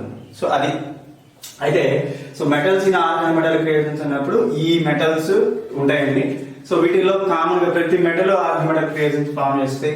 లిథియం ఫామ్ చేస్తే దాన్ని ఆర్గానో లిథియం రియేజెంట్స్ అంటారు, సోడియం ఫామ్ చేస్తే ఆర్గానో సోడియం రియేజెంట్స్ అంటారు, పొటాషియం ఫామ్ చేస్తే ఆర్గానో పొటాషియం రియేజెంట్స్ అంటారు, మెగ్నీషియం ఫామ్ చేస్తే ఆర్గానో మెగ్నీషియం గ్రిగ్నాట్ రియేజెంట్ మీకు తెలుసు. అట్లాగే బోరాన్ ఫామ్ చేస్తే ఆర్గానో బోరాను, అల్యూమినియం ఫామ్ చేస్తే ఆర్గానో అల్యూమినియం, సిలికాన్ ఫామ్ చేస్తే ఆర్గానో సిలికాన్, టిన్ ఫామ్ చేస్తే ఆర్గానో టిన్. ఇక్కడ ఆర్గానో సీరియం రియేజెంట్స్ చాలా ఇంపార్టెంట్, ఆర్గానో సమారియం రియేజెంట్స్ చాలా ఇంపార్టెంట్. సో అట్లాగే ఇక్కడ ఆర్గానో ఐరన్ రియేజెంట్స్ ఉంటాయండి, ఆర్గానో నికెల్ ఉంటుంది, కాపర్ ఉంటుంది, తర్వాత జింక్ ఉంటుంది, మెర్క్యూరీ ఉంటుంది. ఇక్కడ మళ్ళా ఒక విషయం గుర్తుపెట్టుకోవాలి. ఇక్కడ చూడండి, నేను మీకు ఇక్కడ చూడండి ఒక్క విషయం గుర్తుపెట్టుకోండి. ఇక్కడ ఏంటంటే ఈ పీరియాడిక్ టేబుల్లో ఉండేటటువంటి మెటల్స్ లో S block metals, P block metals వచ్చేటప్పటికి non coordinated organometallic compounds form చేస్తాయి. Non coordinated organometallic compound form చేస్తే ఆ నాన్ కోఆర్డినేటెడ్ ఆర్గానోమెటాలిక్ కాంపౌండ్స్ అని రియేజెంట్స్ కి యాడ్ చేస్తాయి. ఆ నాన్ కోఆర్డినేటెడ్ ఆర్గానోమెటాలిక్ కాంపౌండ్స్ అని రియేజెంట్స్ కి యాడ్ చేస్తాయి. D block metals, F block metals coordinated organometallic compounds form చేస్తే కోఆర్డినేటెడ్ ఆర్గానోమెటాలిక్ కాంపౌండ్స్ అని క్యాటలిస్ట్ కి యాడ్ చేస్తాయి. ఓకే, అయితే మీకు డౌట్ రావచ్చు, సార్ మరి వీటిని మీరు రియేజెంట్స్ అని ఎట్లా అన్నారు? ఇక్కడ ఒక విషయము మనకు ఒకటి ఉందండి. ఈ ఫస్ట్ ఇయర్ సెకండ్ ఇయర్ చూసుకున్నప్పుడు, సారీ ఈ ఎస్ బ్లాక్ పీ బ్లాక్ చూసుకున్నప్పుడు ఎస్ బ్లాక్ పీ బ్లాక్ కి ఎస్ బ్లాక్ లో ఉండేటువంటి ఎలిమెంట్స్ ప్రాపర్టీస్ కి, పీ బ్లాక్ లో ఉండేటువంటి ఎలిమెంట్స్ ప్రాపర్టీస్ కి డి బ్లాక్ కి సంబంధించినటువంటి కాపర్, జింక్ కానీ స్కాండియం, టిటానియం కానీ కొంత దగ్గరగా ఉంటాయి. ఈ గ్రూప్స్ ఏది కాపర్ వ్యాలెన్స్ ఎంత అండి? +1 కదా, జింక్ అయితే +2 కదా, అట్లాగే స్కాండియం వచ్చేటప్పటికి +3, టైటానియం వచ్చేటప్పటికి +4 ని ఫామ్ చేస్తాయి. అందుకని ఈ గ్రూప్స్, అందుకే మనం ఏం చెప్తాం, వీని 1A 2A 3A 4A 5A 6A 7A అని రాసుకున్న తర్వాత వీళ్ళు 1B 2B 3B 4B అంటారు. అంటే దాని అర్థము ఈ copper family, copper, silver, aurum, zinc, cadmium, mercury, scandium, yttrium, lanthanum, titanium, zirconium, hafnium form చేసేటువంటి ఆర్గానోమెటాలిక్ కాంపౌండ్స్ రియేజెంట్స్ గా యాడ్ చేస్తాయి అని మనము చెప్పొచ్చు. బట్ మిగిలి కూడా రియేజెంట్స్ గా యాడ్ చేస్తాయి. బట్ మెజారిటీ వాటి యొక్క నేచర్ ఏంటంటే they can act as catalyst గా యాడ్ చేస్తాయి. ఎవరు రియేజెంట్స్ గా యాడ్ చేస్తున్నారు? ఏవైతే కాపరు, సిల్వరు, ఆరము, లేదా జింకు, క్యాడ్మియం, మెర్క్యూరీ, లేదా scandium, yttrium, lanthanum, titanium, zirconium, hafnium అవి ఇస్తే సార్ ఎందుకని సార్ అంటే వీటి యొక్క క్యారెక్టరిస్టిక్స్, వీటి యొక్క వ్యాలెన్సీ +1 +2 +3 +4 కాబట్టి, అంటే ఆ మధ్యలో వాల్యూ అవుతుంది కాబట్టి వీటి యొక్క characteristics somewhat near by main group elements. ఏవైతే ఎస్ బ్లాక్, పీ బ్లాక్ కి సంబంధించినటువంటి మెయిన్ గ్రూప్ ఎలిమెంట్స్ ఆ మెయిన్ గ్రూప్ ఎలిమెంట్స్ కి వీటి యొక్క క్యారెక్టరిస్టిక్స్ దగ్గరగా ఉంటాయి కాబట్టి అవి రియేజెంట్స్ కి యాడ్ చేస్తాయి అని చెప్పొచ్చు. అదొక మాట. ఇది తీసేస్తే ఇంకా మనకు తెలుసు ఆర్గానోమెటాలిక్ రియేజెంట్స్ లో మెటల్ అనేటువంటిది ఏంటండి? Metal is an electro positive. So వీడు ఎలక్ట్రో పాజిటివ్ ఉన్నట్టు వీడు ఎట్లా యాడ్ చేస్తాడు? ఎలక్ట్రోఫైల్ గా యాడ్ చేస్తాడు. సో ఇక్కడ కార్బన్ ఎలక్ట్రోనెగటివిటీ 2.5 మనకు తెలుసు.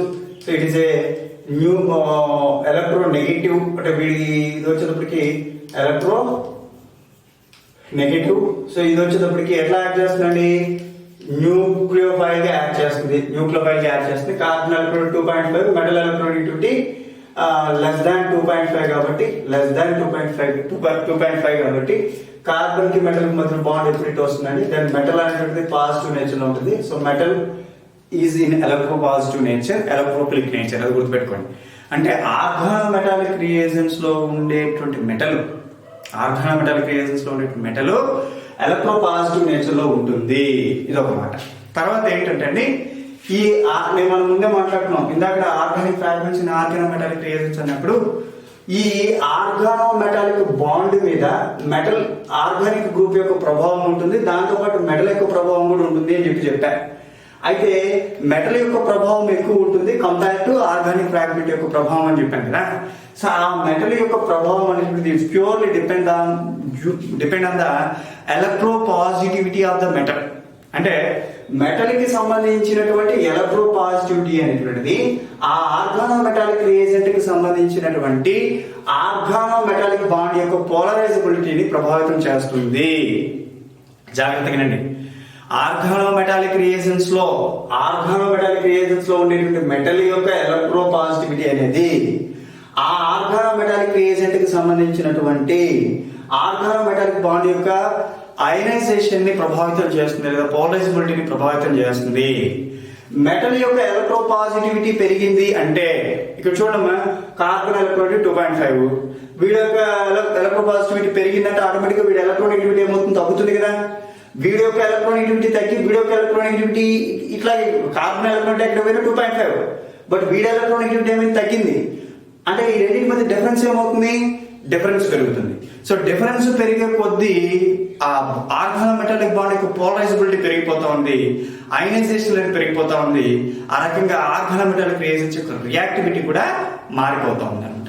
సో దీన్ని నేను మీకు ఏది ఈ బాండ్ పోలరైజబిలిటీ గురించి మనం ఇక్కడ చదువుతాం. ఇక్కడ organometallic bond in organometallic reagents లో చదువుతాం.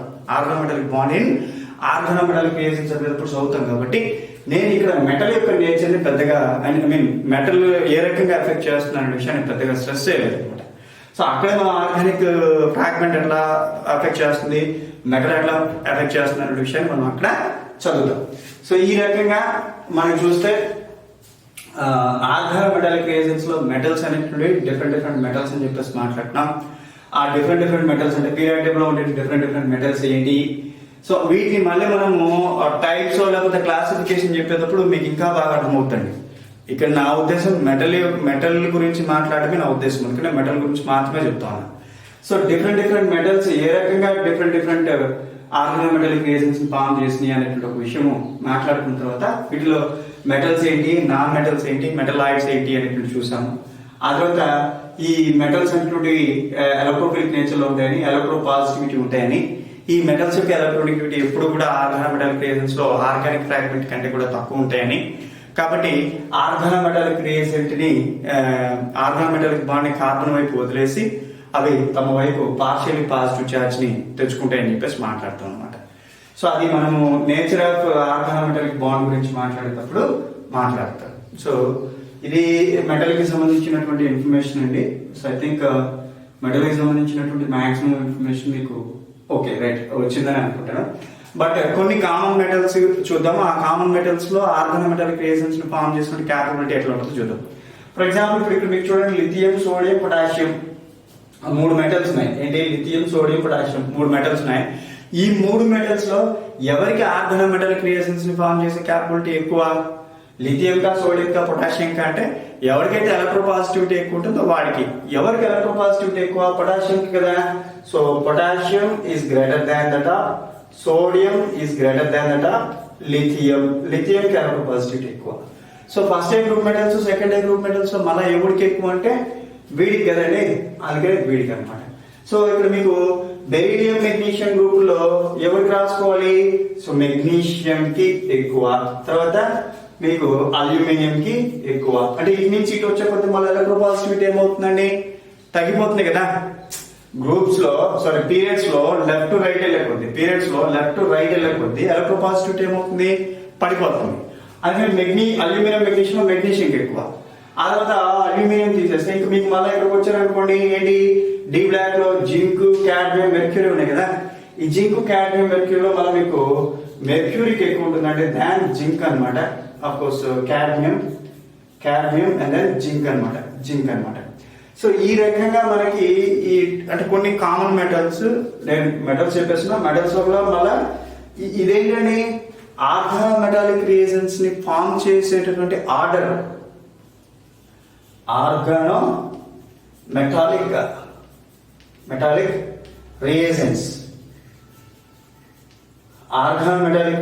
ని ఫామ్ చేసేటువంటి మెటల్ ఆర్డర్ అండి. మెటల్ ఆర్డర్ అనమాట, ఇది మెటల్ ఆర్డర్. ఓకేనా. సో ఇది మనకి వీడి గురించి. So that is about what అండి, మెటల్స్ ఇన్ ఆర్గానోమెటాలిక్ రియేజెన్స్ అనమాట. సో నెక్స్ట్ వచ్చేటప్పటికి మనం ఎవరి గురించి మాట్లాడుకోవాలి, organometallic bonds in organometallic reagents గురించి మాట్లాడాలి. Organometallic bonds in organometallic reagents గురించి మాట్లాడాలి. ఓకే, నెక్స్ట్ వచ్చేటప్పటికి ఏంటండి, organometallic bond in organometallic reagents అనమాట. సో దీని గురించి చూద్దాం. Organometallic bond in organometallic reagents. So organometallic reagents లో ఆర్గానోమెటాలిక్ బాండ్ ఏంటి అనేది చూడాలండి. అంటే ఇప్పుడు వరకు మనం ఏం చూసాము, of course reagents in organometallic reactions లో what is organometallic reagent, organic fragments in organometallic reagents, వాటి యొక్క nature, metals in organometallic reagents అనేది చదివాము. ఇప్పుడు వచ్చేటప్పటికి organometallic bond in organometallic reagents చూడాలి. Organometallic bond in organometallic reagents చూడాలన్నమాట. సో ఫస్ట్లీ మనకు తెలుసు అసలు ఈ ఆర్గానోమెటాలిక్ బాండ్ ఏంటంటే ఒక రకంగా వీడి యొక్క నేచర్ గురించి మాట్లాడుతున్నాడు ఇక్కడ. ఓకేనా, జాగ్రత్త చూడండి. సో ఫస్ట్లీ మనకు తెలుసు the bond which is present between the carbon atom of an organic molecule and the metal of A periodic table. So periodic table లో ఉండేటువంటి మెటల్ కిను ఆర్గానిక్ ఫ్రాగ్మెంట్ కి సంబంధించినటువంటి కార్బన్ ఆటమ్ కి మధ్య ఉండేటువంటి బాండ్ ఏదైతే ఉందో ఈ బాండ్ ని మనము ఆర్గానో మెటాలిక్ బాండ్ అని, organometallic bond, the bond which is present between the carbon atom of an organic fragment and metal of A periodic table is called organometallic bond అని అంటారు. సో దీన్ని మనము ఆర్గానోమెటాలిక్ బాండ్ అని చెప్పి మాట్లాడాము. అయితే ఈ ఆర్గానోమెటాలిక్ బాండ్ గురించి ఇక్కడ మనం మాట్లాడుకోవాలి. అంటే వీడి యొక్క నేచర్ ఏంటి అని చూస్తే అండి, సహజంగా ఏమవుతుందంటే మనకి ఆర్గానిక్ కాంపౌండ్స్ అన్ని ఏంటండి, ఆర్గానిక్ కాంపౌండ్స్ అన్ని కోవలెంట్ కాంపౌండ్స్, ఇనార్గానిక్ కాంపౌండ్స్ అన్ని అయానిక్ కాంపౌండ్స్ ఉంటాయి అనమాట. అట్లాగే ఇక్కడ మనకి ఏమవుతుందంటే ఈ ఆర్గానోమెటాలిక్ బాండ్ ఏదైతే ఉందో ఈ ఆర్గానోమెటాలిక్ బాండ్ అనేది ఇనిషియల్ గా అంటే ప్రాథమికంగా వచ్చేటప్పటికి లేదా ప్రారంభంలో ఆర్గానోమెటాలిక్ బాండ్ అనేది ఎట్లా ఉంటుందంటే it is in covalent nature అండి. కోవలెంట్ నేచర్ ఎట్లా ఉంటుందండి, ఇనిషియల్ గా organometallic bond is in covalent nature. Covalent nature లో ఉండేటువంటి ఆర్గానోమెటాలిక్ బాండ్ అనమాట. అయితే ఈ ఆర్గానోమెటాలిక్ బాండ్ ఇనిషియల్ గా కోవలెంట్ నేచర్ లో ఉంటుంది. గుర్తుపెట్టుకోండి, ఆర్గానిక్ కాంపౌండ్స్ అన్ని కోవలెంట్ కాంపౌండ్స్, ఇన్ఆర్గానిక్ కాంపౌండ్స్ అండి అయానిక్ కాంపౌండ్స్ అవుతాయి. సో కాబట్టి ఈ ఆర్గానోమెటాలిక్ రియేజెంట్స్ అనేటువంటి ఆర్గానిక్ కాంపౌండ్స్ కాబట్టి ఇవి కోవలెంట్ నేచర్ లోనే ఉంటాయి అనమాట. ఇవి కోవలెంట్ నేచర్. మీకు ఇప్పుడు డౌట్ వస్తుంది, సార్ మరి ఇందాక నుంచి మీరు కార్బేనియాను మెటల్ పాజిటివ్ M+C- రాసుకున్నట్టు అయాన్స్ విడిపోతున్నారుగా అని డౌట్ వస్తుంది. అంటే ఇక్కడ అది కాదమ్మా, ఇక్కడ ఏంటంటే కోవలెంట్ నేచర్ లో ఉన్నప్పుడు మన కోవలెంట్ లో కూడా 2 టైప్స్ ఉంటాయి అనమాట. ఒకటి polar covalent, non polar covalent అని చెప్పి చెప్తారు. ఏంటండి, non polar covalent organometallic bond, so metallic non polar covalent organometallic bond. So ఇంకొకటి వచ్చేటప్పటికి పోలార్ కోవలెంట్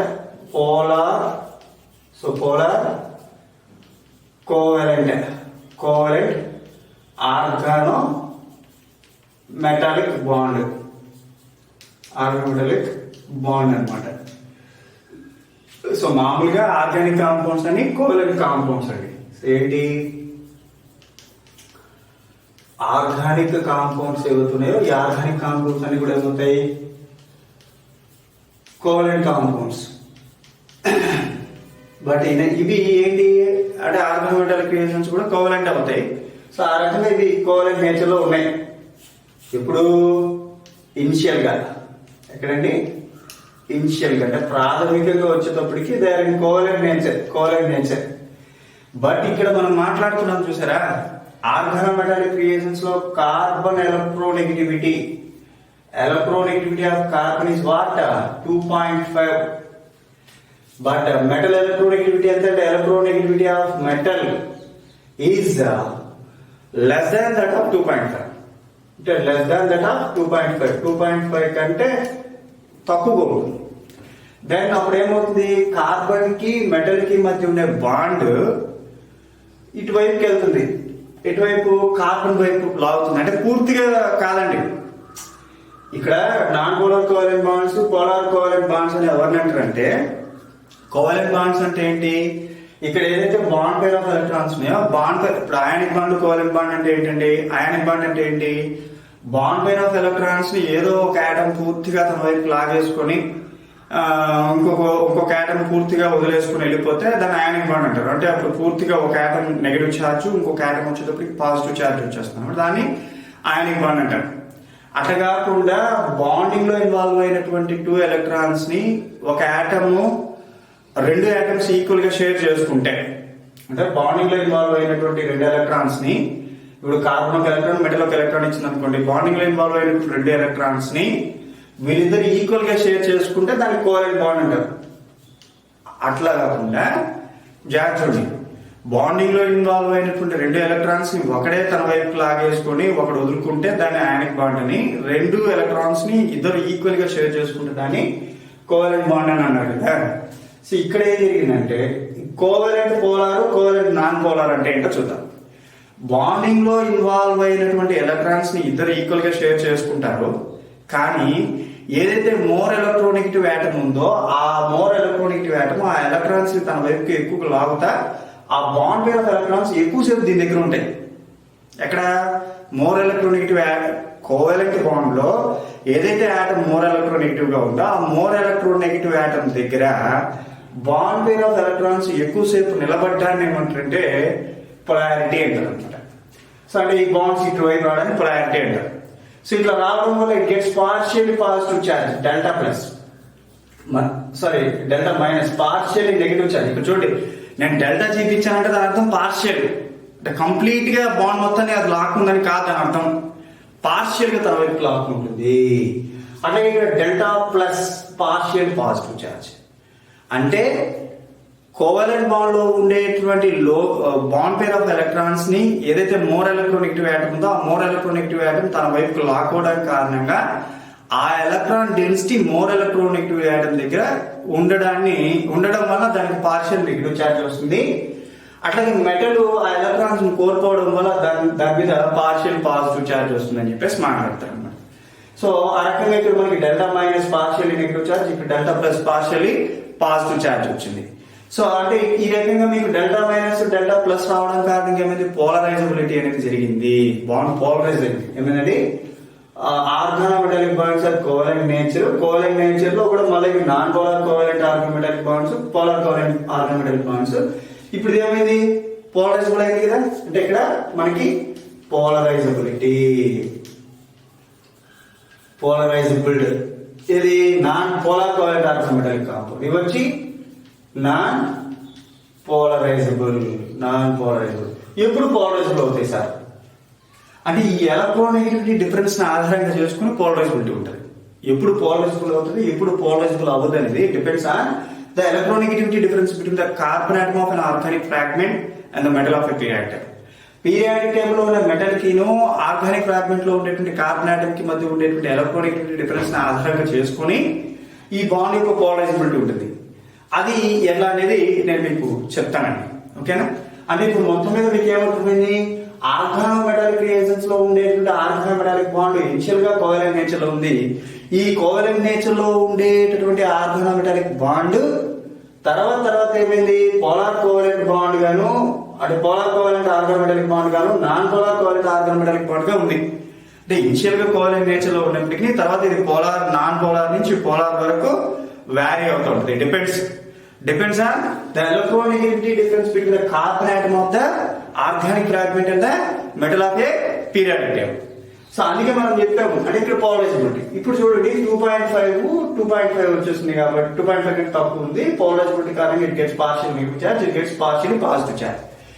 ఈ పోలరైజబిలిటీ ఏదైతే మనం కాన్సెప్ట్ మాట్లాడుకుంటున్నామో పోలరైజబిలిటీ, సో పోలరైజబిలిటీ అనేటువంటి కాన్సెప్ట్ ఏదైతే మాట్లాడుతున్నామో ఈ పోలరైజబిలిటీని పర్సంటేజ్ ఆఫ్ అయనైజేషన్ లేకపోతే అయానిసిటీ, పర్సంటేజ్ ఆఫ్ అయనైసిటీ ఆర్ అయనైజేషన్ లేకపోతే దీన్ని మనము అయానిక్ క్యారెక్టర్ ఎవరికి సంబంధించిన అయానిక్ క్యారెక్టర్ అండి? Organo metallic bond organo metallic bond కి సంబంధించినటువంటి అయానిక్ క్యారెక్టర్ ని పట్టుకొని పోలరైజబిలిటీ చెప్తాడు. మోర్ ద పోలరైజబిలిటీ అంటే ఇక్కడ చూడండి, percentage of ionicity ionization of ionic character అనేది కనుక పెరిగితే పోలరైజబిలిటీ పెరుగుతుంది. పోలరైజబిలిటీ పెరిగితే రియాక్టివిటీ పెరుగుతుంది. పోలరైజబిలిటీ పెరిగితే రియాక్టివిటీ పెరుగుతుంది. ఇక్కడ చూడండి పోలరైజబిలిటీ ఉంది కదా, ఈ పర్సెంటేజ్ ఆఫ్ అయనైజేషన్ అయనిసిటీ లేదా అయనైజేషన్ ఆఫ్ అయానిక్ క్యారెక్టర్ అనేది depends on the electronegativity difference. Electronegativity difference, the electronegativity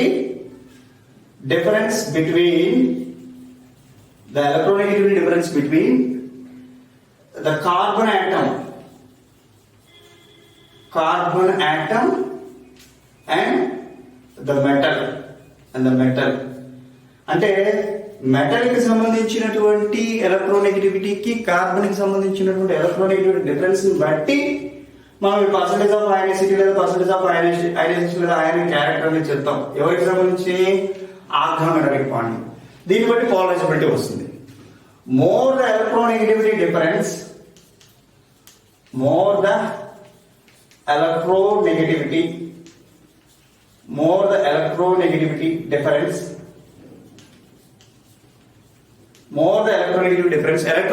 difference కనుక పెరిగితే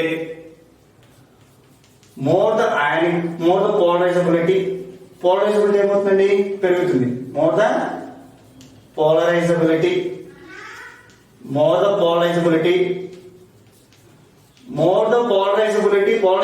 పెరిగితే సో ఇప్పుడు ఏమవుతుంది, more the electronegative difference, more the polarizability అనేటువంటిది కనుక పెరిగింది అనుకోండి, ఎలక్ట్రోనెగటివ్ డిఫరెన్స్ పెరిగితే పోలరైజబిలిటీ పెరుగుతుంది. పోలరైజబిలిటీ కనుక పెరిగిందంటే more the ionic character,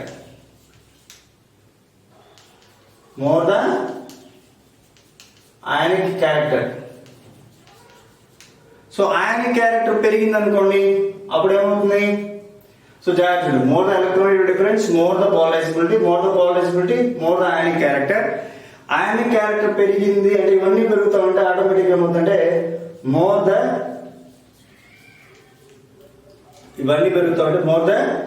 reactivity. So more the reactivity of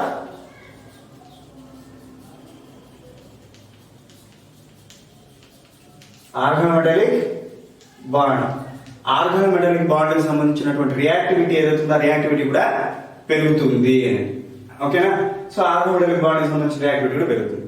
so ఇప్పుడు మనము ఒక ఎగ్జాంపుల్ కనుక చూసుకున్నట్లయితే, సో కొన్ని ఎగ్జాంపుల్స్ అంటే దీనికి మీకు అర్థమయ్యేట్టు చెప్పాలంటే కొన్ని ఎగ్జాంపుల్స్ తీసుకుని చెప్తే ఇట్ ఇస్ ఫైన్ అనమాట. సో నేను ఫస్ట్ గో ఫర్ ఆర్గానోలిథియం రేజన్స్ చూద్దాం.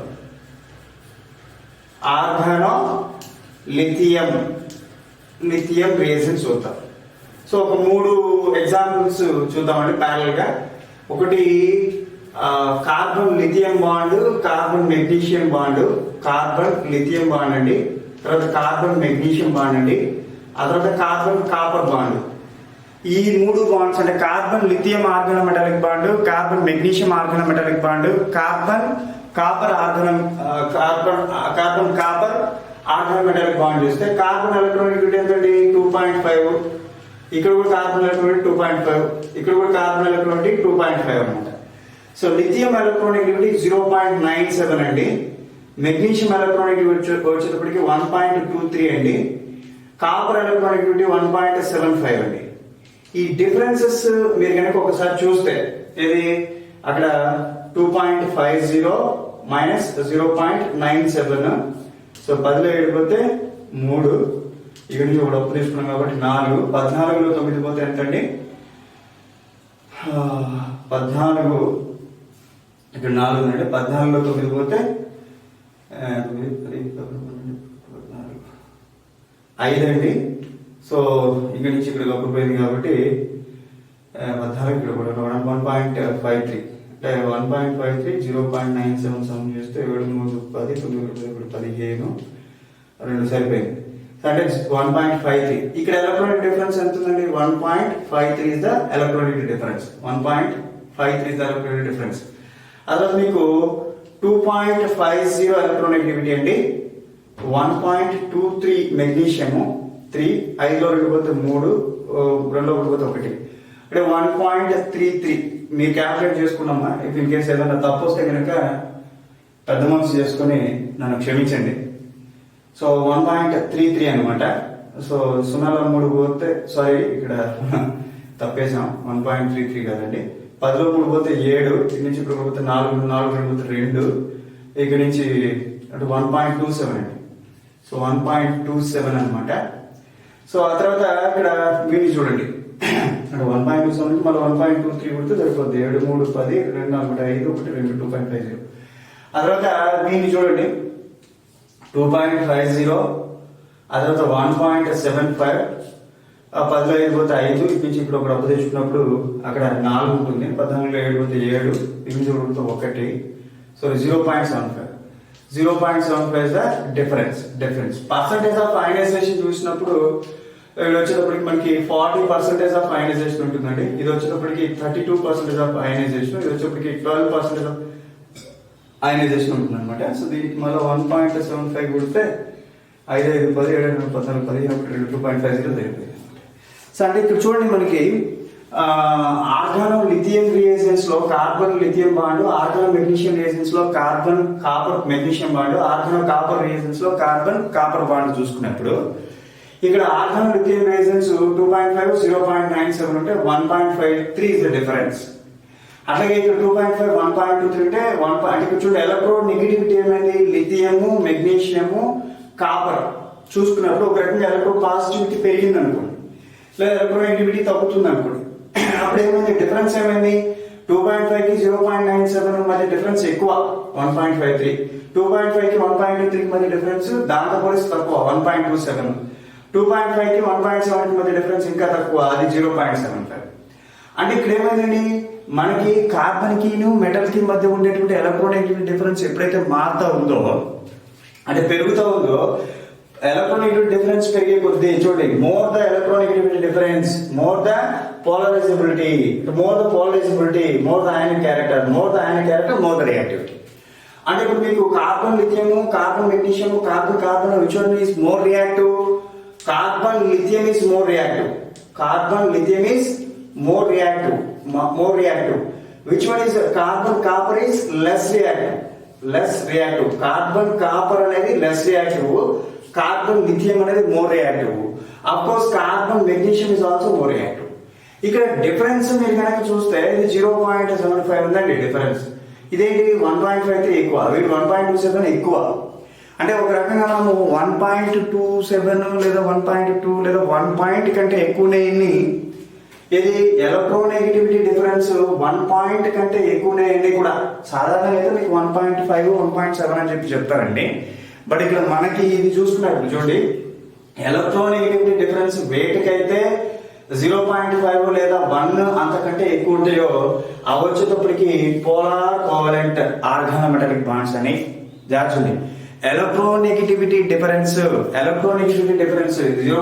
అంటే ఇది ఎక్కువ. ఎలక్ట్రానిక్ డిఫరెన్స్ 1 పాయింట్ కంటే ఎక్కువ ఉంటే, ఇది నా స్టాండర్డ్ అండి, నేను 1 పాయింట్ అనేది ఖచ్చితంగా చెప్పట్లేదు. నేను మళ్ళీ కొన్ని టెక్స్ట్ బుక్స్ రిఫర్ చేసి అది బెటర్గా దొరికితే నేను మీకు మళ్ళీ నెక్స్ట్ క్లాసెస్లో అప్డేట్ చేస్తాను. ఇఫ్ ఇన్ కేస్ ఈలోపు మీకు ఏదైనా వస్తే కనుక మీరు అప్డేట్ చేయండి, ఓకేనా?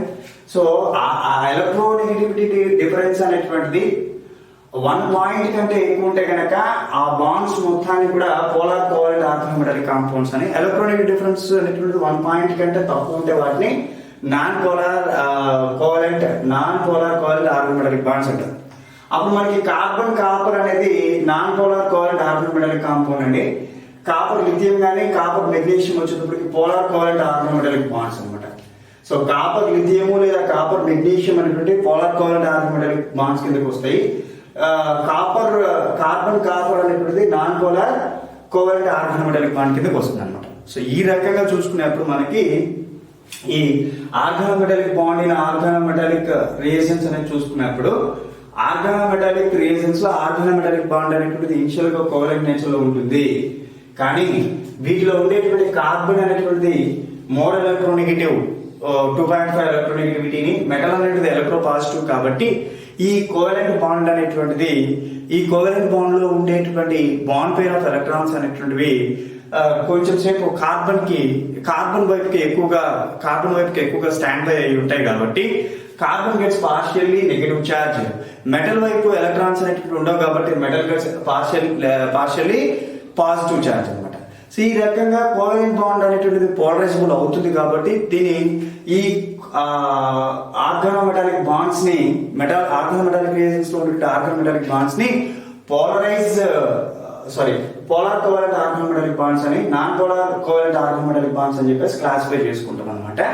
సో దీని ఆధారంగానే మనకి ఇక్కడ ఈ పోలరైజబిలిటీని పర్సెంటేజ్ ఆఫ్ అయాన్ క్యారెక్టర్ లేకపోతే అయనైజేషన్ లేకపోతే అయాన్ క్యారెక్టర్ తో చెప్తారని. సో దీని ఆర్గానోమెటాలిక్ బాండ్ కి సంబంధించిన విషయము. సో ఇది వచ్చేటప్పటికి మోర్ ద ఎలక్ట్రోనెగటివ్ డిఫరెన్స్, అంటే ఈ పర్సెంటేజ్ ఆఫ్ అయనైజేషన్ లేదా పర్సెంటేజ్ ఆఫ్ ionic character అనేది depends on the electronegative difference between the carbon atom of an organic fragment and the metal of a periodic table అని చెప్పేసి మాట్లాడుతున్నాం. ఆ electronegativity difference కనుక ఎక్కువ ఉన్నట్లయితే అప్పుడు మనకి దాని పోలరైజబిలిటీ ఎక్కువ ఉంటుందని, పోలరైజబిలిటీ ఎక్కువ ఉంటే అయానిక్ క్యారెక్టర్ ఎక్కువ ఉంటుందని, దాని కారణంగా దాని రియాక్టివిటీ కూడా పెరుగుతుంది అని చెప్పేసి మనం మాట్లాడుతున్నాం అనమాట. సో అట్లా వీటి గురించి మనం కొంత డిస్కస్ చేసుకున్నాం. దానికి కొంత ఎగ్జాంపుల్ కూడా చెప్పుకున్నాం. Carbon lithium, carbon magnesium, carbon copper అన్నమాట. అయితే నేను మనకి మొత్తం బోల్డ్ అనే ఆర్గానోమెటాలిక్ రియేషన్స్ వస్తాయి కదండి. ప్రతి ఆర్గానోమెటాలిక్ రియేషన్స్ లో కార్బన్ ఎలక్ట్రోనెగటివిటీ ఎంత, మెటల్ ఎలక్ట్రోనెగటివిటీ ఎంత, వాటి డిఫరెన్స్ ఎంత, వాటి పర్సంటేజ్ ఆఫ్ అయనైజేషన్ ఎంత. దాని కారణంగా ఇప్పుడు చూడండి, ఇక్కడ మీకు ఏమైంది, ఈ కార్బన్ గెట్స్ నెగటివ్ చార్జ్ కదా, అంటే మీ నుంచి ఎవరు వచ్చారు, మనకి కార్బేనియాన్ వచ్చింది. అంటే ఎవరు వచ్చారండి, కార్బేనియాన్ వచ్చింది. అట్లాగే ఎవరు వచ్చారు, మెటల్ పాజిటివ్ అనేది వచ్చింది అనమాట. So organometallic reagents are synthetic are precautions for, అంటే starting metals for carbanion intermediate అని చెప్పొచ్చుగా, అట్లాగే మెటల్ పాజిటివ్ అని చెప్పొచ్చు కదా. ఇక్కడ వచ్చినటువంటి ఈ కార్బేనియన్ ఏదైతే ఉందో, ఈ కార్బేనియన్ అనేటువంటిది నెగటివ్ చార్జ్ ఉంది కాబట్టి it can act as nucleophile as well as it can act as base. వీడు బేస్ గా యాక్ట్ చేస్తే అట్లాగే వీడు న్యూక్లియోఫైల్ గా కూడా యాక్ట్ చేస్తాడు. సో ఆర్గానోమెటాలిక్ రియేషన్స్ లో కార్బన్ కి మెటల్ కి మధ్య బాండ్ కార్బోనేట్ రావడం కారణంగా కార్బేనియాన్ జనరేట్ చేస్తుంది. కాబట్టి వీటిని సింథటికల్ ప్రికాషన్స్ ఫర్ కార్బేనియన్ ఇంటర్మీడియట్ అని, ఇది న్యూక్లియోఫైల్ గా యాక్ట్ చేస్తున్న, అట్లాగే ఇది బేస్ గా యాక్ట్ చేస్తుంది అని చెప్పేసి మాట్లాడుకుంటాం. అయితే వీడు న్యూక్లియోఫైల్ గా యాక్ట్ చేస్తున్నాడా, బేస్ గా యాక్ట్ చేస్తున్నాడా, లేకపోతే మోర్ రియాక్టివ్ న్యూక్లియోఫైలా, లెస్ రియాక్టివ్ న్యూక్లియోఫైలా, అంటే ఐ మీన్ స్ట్రాంగ్ న్యూక్లియోఫైలా, వీక్ న్యూక్లియోఫైలా, లేకపోతే స్ట్రాంగ్ బేసా, వీక్ బేసా. It depends on the polarizability of the organometallic bond. Organometallic bond యొక్క polarizability మీద ఆధారపడి ఉంటుందండి. More the polarizability of organometallic bond, it is a strong nucleophile. అంటే ఎలక్ట్రోనెగటివ్ డిఫరెన్స్ ఎక్కువ ఉందనుకోండి, పోలరైజబిలిటీ పెరుగుతుంది. పోలరైజబిలిటీ పెరిగితే దాని నుంచి వచ్చిన nucleophile strong nucleophile. Less the polarisability of the organometallic bond, it is less nucleophile, అంటే వీక్ న్యూక్లియోఫైల్ గా యాక్ట్ చేస్తాయి. పోలరైజబిలిటీ ఎక్కువ ఉంటే అంటే అప్పుడు స్ట్రాంగ్ బేస్, పోలరైజబిలిటీ తక్కువ ఉంటే weak base. It depends on this అనమాట. ఇది మీకు నేను next nature of organometallic reagent గురించి చెప్పేటప్పుడు దాని గురించి ఇంకా డీటెయిల్ గా చెప్తాను. సో ఇక్కడికి మీకు organometallic bond in organometallic reagents అయిందనమాట. సో నెక్స్ట్ వచ్చేటప్పటికి నేచర్ ఆఫ్ ఆర్గానోమెటాలిక్ రియేజెంట్స్ గురించి మాట్లాడుతున్నాం. ఓకే, నెక్స్ట్ వచ్చేటప్పటికి nature of organometallic reagents. Organometallic reagents యొక్క నేచర్ ఏంటనే చూద్దాం. ఓకేనా,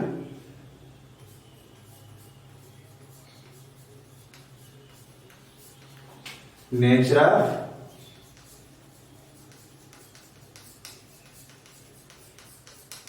ఆర్గానోమెటాలిక్ రియేజెంట్స్.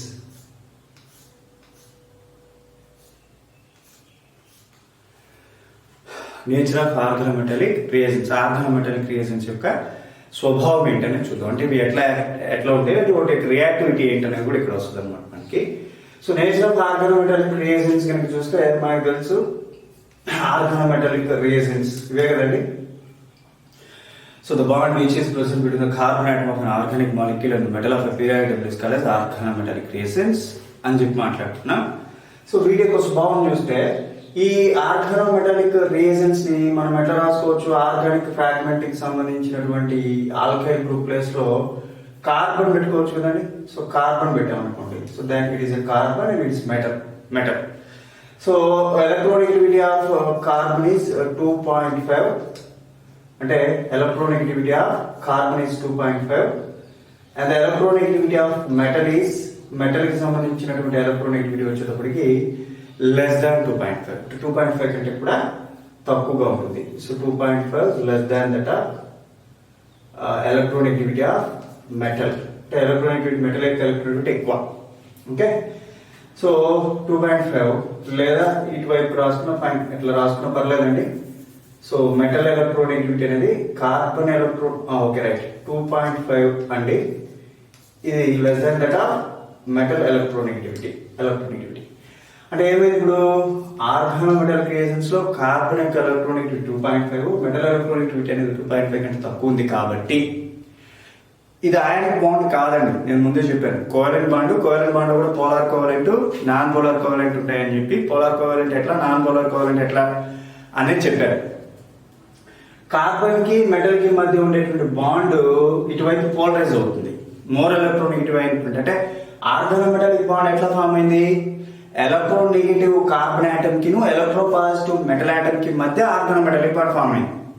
కాబట్టి ఎలక్ట్రోనెగటివిటీ యొక్క కార్బన్ యొక్క ఎలక్ట్రోనెగటివిటీ 2.5, మెటల్ యొక్క ఎలక్ట్రోనెగటివిటీ 2.5 కంటే తక్కువ ఉండింది. కాబట్టి కార్బన్ కి మెటల్ కి మధ్య ఆర్గానోమెటాలిక్ బాండ్ అనేది కార్బన్ వైపు పోలరైజ్ అవుతుంది.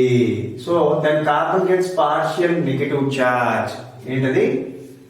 Partial negative charge. Partial negative charge. Then metal gets what అండి? Partial positive charge. So positive charge అన్నమాట.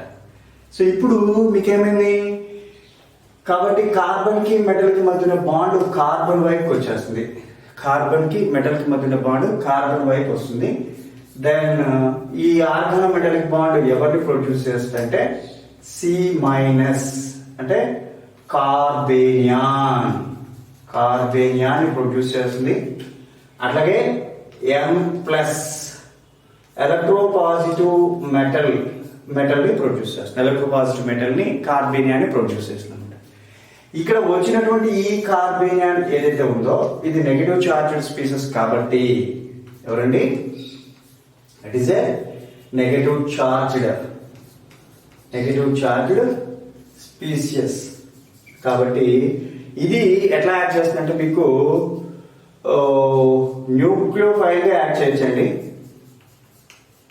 Nucleophile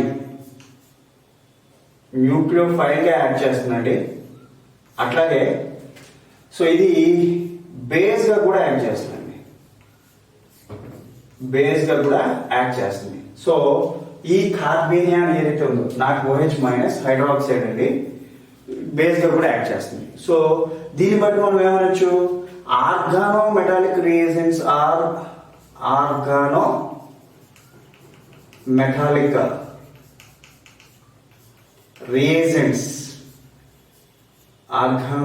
reagents are synthetical precursors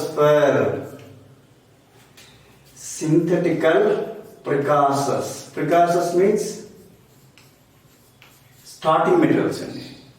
synthetical precursors for carbanion intermediate. Organometallic reagents are synthetical precursors for carbanion intermediates. So కాబట్టి synthetical precursors for carbanion intermediate. So ఈ carbanion intermediates అనేటువంటివి ఎట్లా act చేస్తున్నాయి? So carbanion intermediates are negatively charged species, so they can act as nucleophiles as well as bases గా act చేస్తాయి. Okay, ఒక మాట ఇక మాట్లాడుతుంది గురించి. న్యూక్లియోఫైల్స్ యాక్ట్ చేస్తే అట్లాగే బేసిస్ గా యాక్ట్ చేస్తాయి. ఈ న్యూక్లియోఫైల్ అనేది ఉంది చూసారా, ఈ ఎలక్ట్రోనెగటివిటీ డిఫరెన్స్ అనేది పెరిగితే అంటే more the electronegativity difference,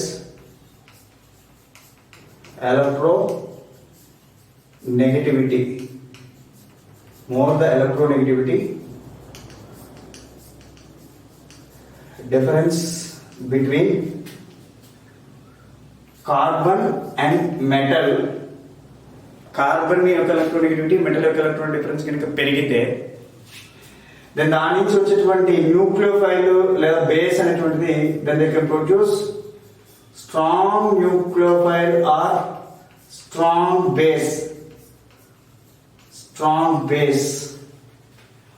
అట్లాగే రియాక్టివిటీ ఎట్లా ఉంటుంది?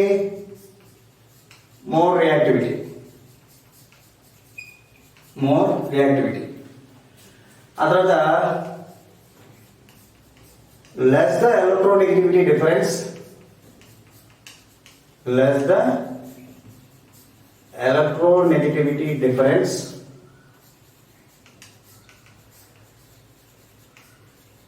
between carbon and metal, metal కి కార్బన్ కి మధ్య ఎలక్ట్రాన్ డిఫరెన్స్ కనుక తక్కువ ఉంటే సో వీక్ న్యూక్లియోఫైల్ వస్తుందండి. అట్లాగే అది వీక్ బేస్ గా యాక్ట్ చేస్తుంది అనమాట, వీక్ బేస్ గా యాక్ట్ చేస్తుంది. తర్వాత ఇది వచ్చేటప్పటికి లెస్ రియాక్టివ్, ఆ పర్టికులర్ ఆర్గాన్ మెటల్ క్రియేషన్స్ అనేది లెస్ రియాక్టివ్ ఉంటుంది అనమాట, లెస్ రియాక్టివ్ ఉంటుంది అనమాట.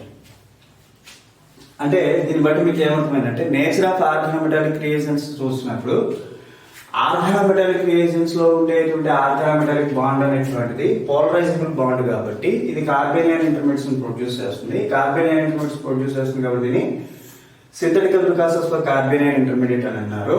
సో ఇది న్యూక్లియోఫైల్స్ గా బేస్ గా యాక్ట్ చేస్తాయి. అంటే న్యూక్లియోఫైల్ బేస్ గా యాక్ట్ చేస్తున్నాయి కదండి, డ్యూయల్ నేచర్ అంటది, లేకపోతే డ్యూయల్ రియాక్టివిటీ. డ్యూయల్ రియాక్టివిటీ, ఈ డ్యూయల్ రియాక్టివిటీ అనేటువంటిది అంటే వీటికి ఉండేటువంటి ద్వంద్వ రియాక్టివిటీ అనేటువంటిది అంటే న్యూక్లియోఫైల్ గా యాక్ట్ చేసేటువంటి ధర్మము అట్లాగే బేస్ గా యాక్ట్ చేసేటువంటి ధర్మము it depends on reactant, it depends on reactant మీద బట్టి ఆధారపడి ఉంటుందండి. అది ఎట్లా అంటే ఒకసారి చూద్దాం. ఫర్ ఎగ్జాంపుల్ మీరు ఏదో ఒక ఆర్గానో లిథియం తీసుకోండి, whether it is methyl lithium or butyl lithium, లేకపోతే ఆర్గానో లిథియం, ఏదో ఒక ఆర్గానో లిథియం రియేజెంట్స్ అనేటువంటిది తీసుకోండి. సో ఏదో ఒక ఆర్గానో లిథియం రియేజెంట్స్ అనేటువంటిది తీసుకోండి. డిఫరెంట్ కార్బనల్ కాంపౌండ్స్ తో ట్రీట్ చేద్దాం. ఫర్ ఎగ్జాంపుల్ బెంజాల్డిహైడ్ ఒకటి ఎసిటాల్డిహైడ్ ని తీసుకెళ్లేసి మిథైల్ లిథియం తో ట్రీట్ చేద్దాం. ఫర్ ఎగ్జాంపుల్ మీరు బెంజాల్డిహైడ్ తీసుకున్నారండి. So PH bond C double bond O H, వీడెవరండి? Benzaldehyde.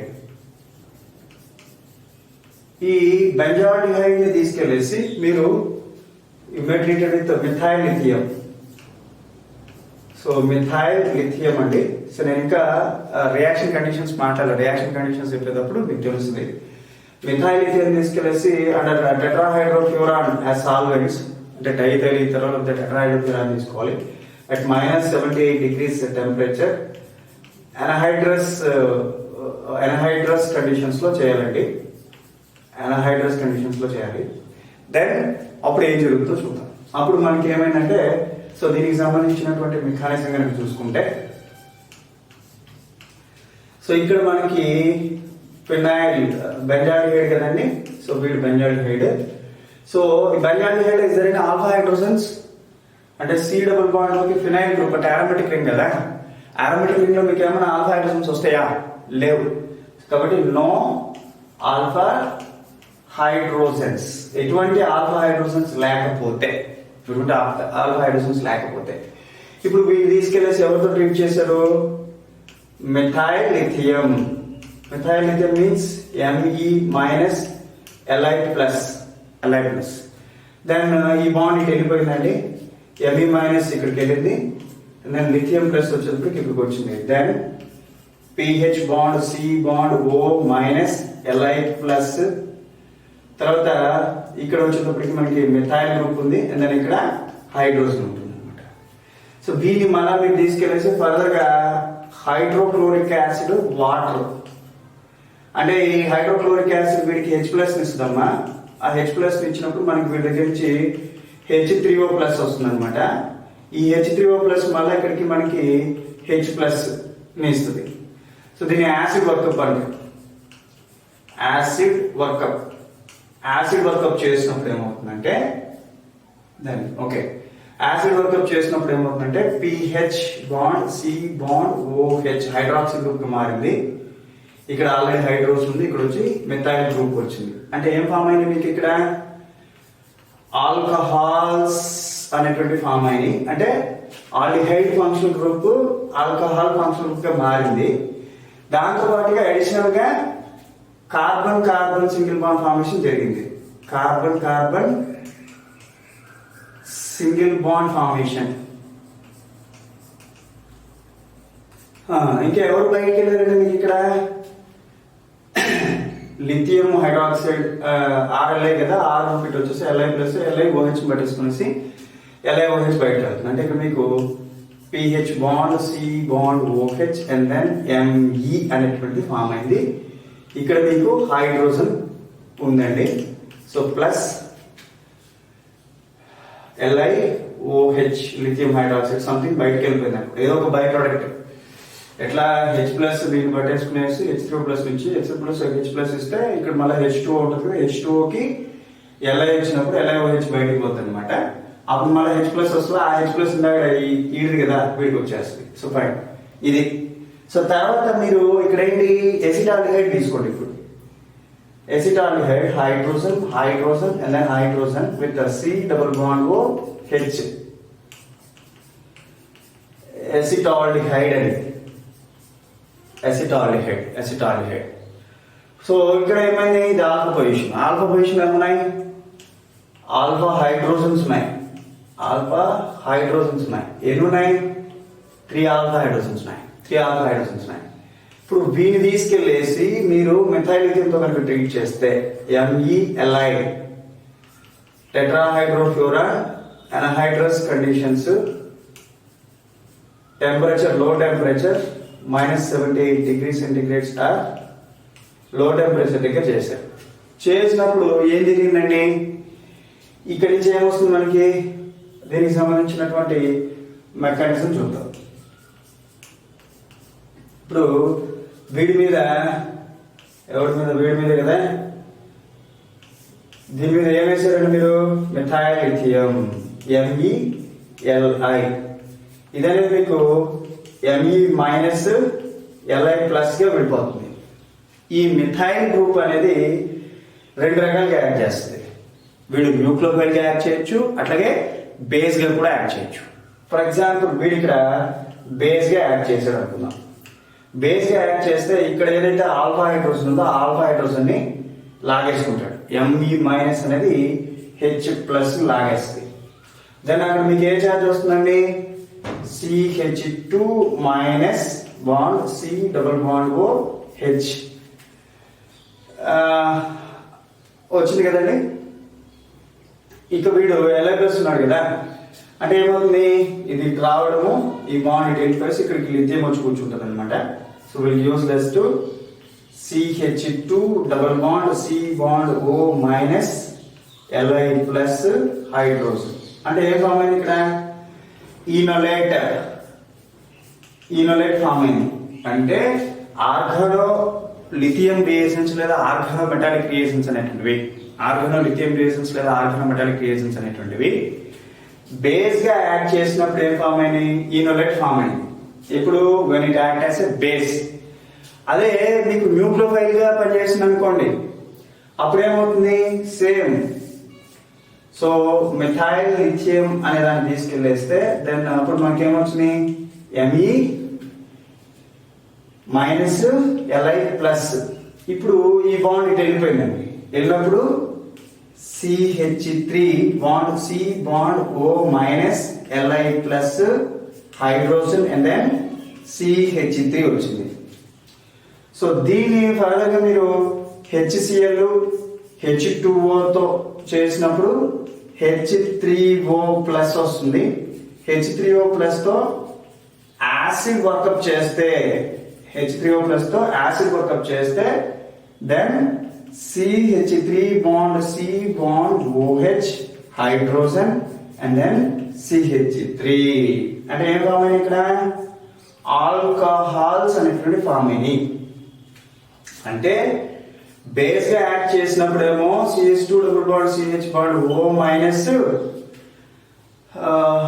Hydrogen Li plus enolate form చేసింది. న్యూక్లియోఫైల్ గా యాక్ట్ చేస్తేనేమో CH3 bond C bond OH hydrogen and then CH3 form చేసింది. అంటే ఎవరు ఇచ్చింది ఇక్కడ? ఆల్కహాల్స్ ఇచ్చింది. సో ఈనోలైట్ ఫామ్ చేయడమా లేకపోతే ఆల్కహాల్స్? అంటే ఇక్కడ మీకు మిథైల్ లిథియమ్స్ అనేటువంటివి ఎసిటాల్డిహైడ్ సందర్భంలో ఎట్లా పనిచేసినాయి? బేస్ గా యాక్ట్ చేసింది యాజ్ వెల్ యాజ్ న్యూక్లియోఫైల్ గా యాక్ట్ చేసింది. That is the dual reactivity of organolithium reagents. So organolithium reagents అనేటువంటి బేసెస్ గా యాక్ట్ చేస్తాయి యాజ్ వెల్ యాజ్ న్యూక్లియోఫైల్స్ గా యాక్ట్ చేస్తాయి. Not organolithium, organometallic reagents. So it's because of the polarizability. So ఈ రకంగా మనము నేచర్ ఆఫ్ ఆర్గానోమెటాలిక్ రియేజెంట్స్ అనేది చెప్తాడు. So nature of organometallic reagents ని ఎలా మాట్లాడుతామంటే, so organometallic reagents are సింథటికల్ ప్రికర్సర్స్ for carbanion intermediate అని చెప్పేసి. సో ఈ కార్బేనియన్ ఇంటర్మీడియట్స్ అనేటువంటి నెగిటివ్ చార్జెడ్ స్పీసెస్ కాబట్టి ఇవి న్యూక్లియోఫైల్స్ గా యాక్ట్ చేస్తాయి, అట్లాగే బేసెస్ గా యాక్ట్ చేస్తాయి అని చెప్పేసి మాట్లాడతారు. ఎలా ఇవి న్యూక్లియోఫైల్స్ గా యాక్ట్ చేసి ఎలా ఇవి బేసెస్ గా యాక్ట్ చేస్తాయి అనే దానికి ఇక్కడికంతా మనం చెప్పుకొని వచ్చాం అనమాట. ఓకేనా? సో బేస్ గా యాక్ట్ చేస్తే ఈనోలైట్ ని ఫామ్ చేస్తుంది. న్యూక్లియోఫైల్ గా యాక్ట్ చేస్తేనేమో న్యూక్లియోఫైల్ గా యాక్ట్ చేస్తే ఆల్కహాక్సైడ్స్ ని మెటల్ ఆల్కహాక్సైడ్స్ ని ఫామ్ చేస్తాయి.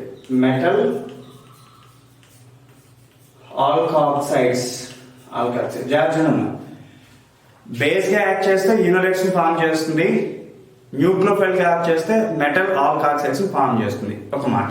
తర్వాత ఇంకొకటి ఏంటంటే మీకు ఈ రెండు కూడా ఇక్కడ చూడండి, ఈనోలైట్ వచ్చింది కదా, ఈ ఈనోలైట్ ని తీసుకెళ్లేసి మళ్ళీ ఏదైనా సంథింగ్ ఒక RX తో ట్రీట్ చేశారనుకోండి, ఇక్కడ నుంచి ఒక ఆల్కైల్ గ్రూప్ వస్తుంది, R+X- ఈ బాండ్ వెళ్ళిపోయాను.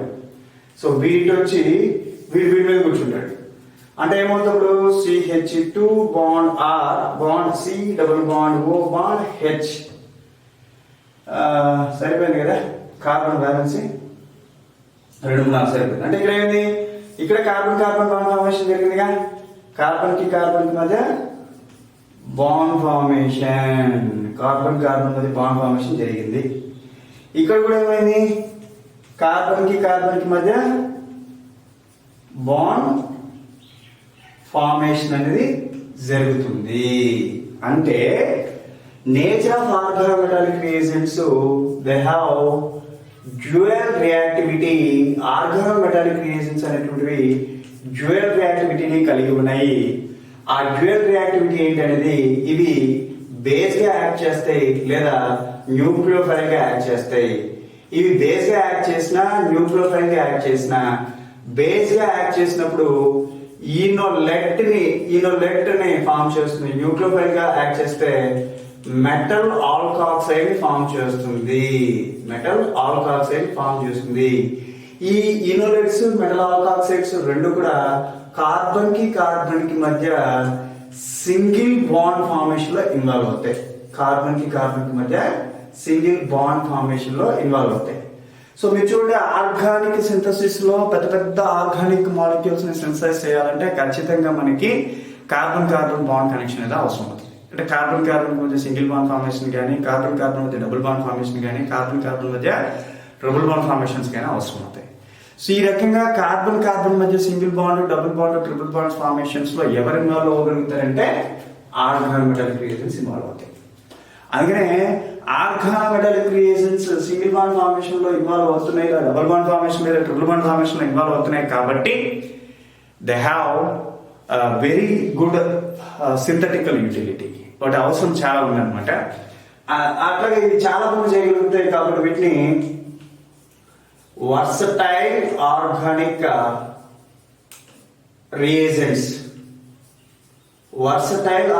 రియేజెంట్స్ అని కూడా అంటారు. So that is about nature of organometallic reagents అండి. సో ఇక్కడికి మనకి వాట్ ఈస్ ఆర్గానోమెటాలిక్ అంటే రియేజెంట్స్ ఇన్ ఆర్గానోమెటాలిక్ రియాక్షన్స్ చూస్తే వాట్ ఈస్ ఆర్గానోమెటాలిక్ రియేజెంట్ చెప్పాము, organic fragment in organometallic reagent చెప్పాము. ఆ తర్వాత మెటల్స్ ఆర్గాన్ మెటల్ క్రియేషన్ చెప్పాము, organo metal bond organo metal creation చెప్పాము, nature of organo metal creation చెప్పాము అనమాట. సో ఇక్కడికి అయిపోయిందండి. వీటిలో ఏదైనా పాయింట్స్ మిస్ అయితే కనుక నేను నెక్స్ట్ ఒక్కొక్క ఆర్గాన్ మెటల్ క్రియేషన్ గురించి డీటెయిల్గా చెప్పేటప్పుడు చెప్తాను. సో నెక్స్ట్ క్లాస్లో వచ్చేటప్పటికి classification of organo metal creations గురించి మాట్లాడుకున్నాను. ఓకేనా? Okay, thank you students.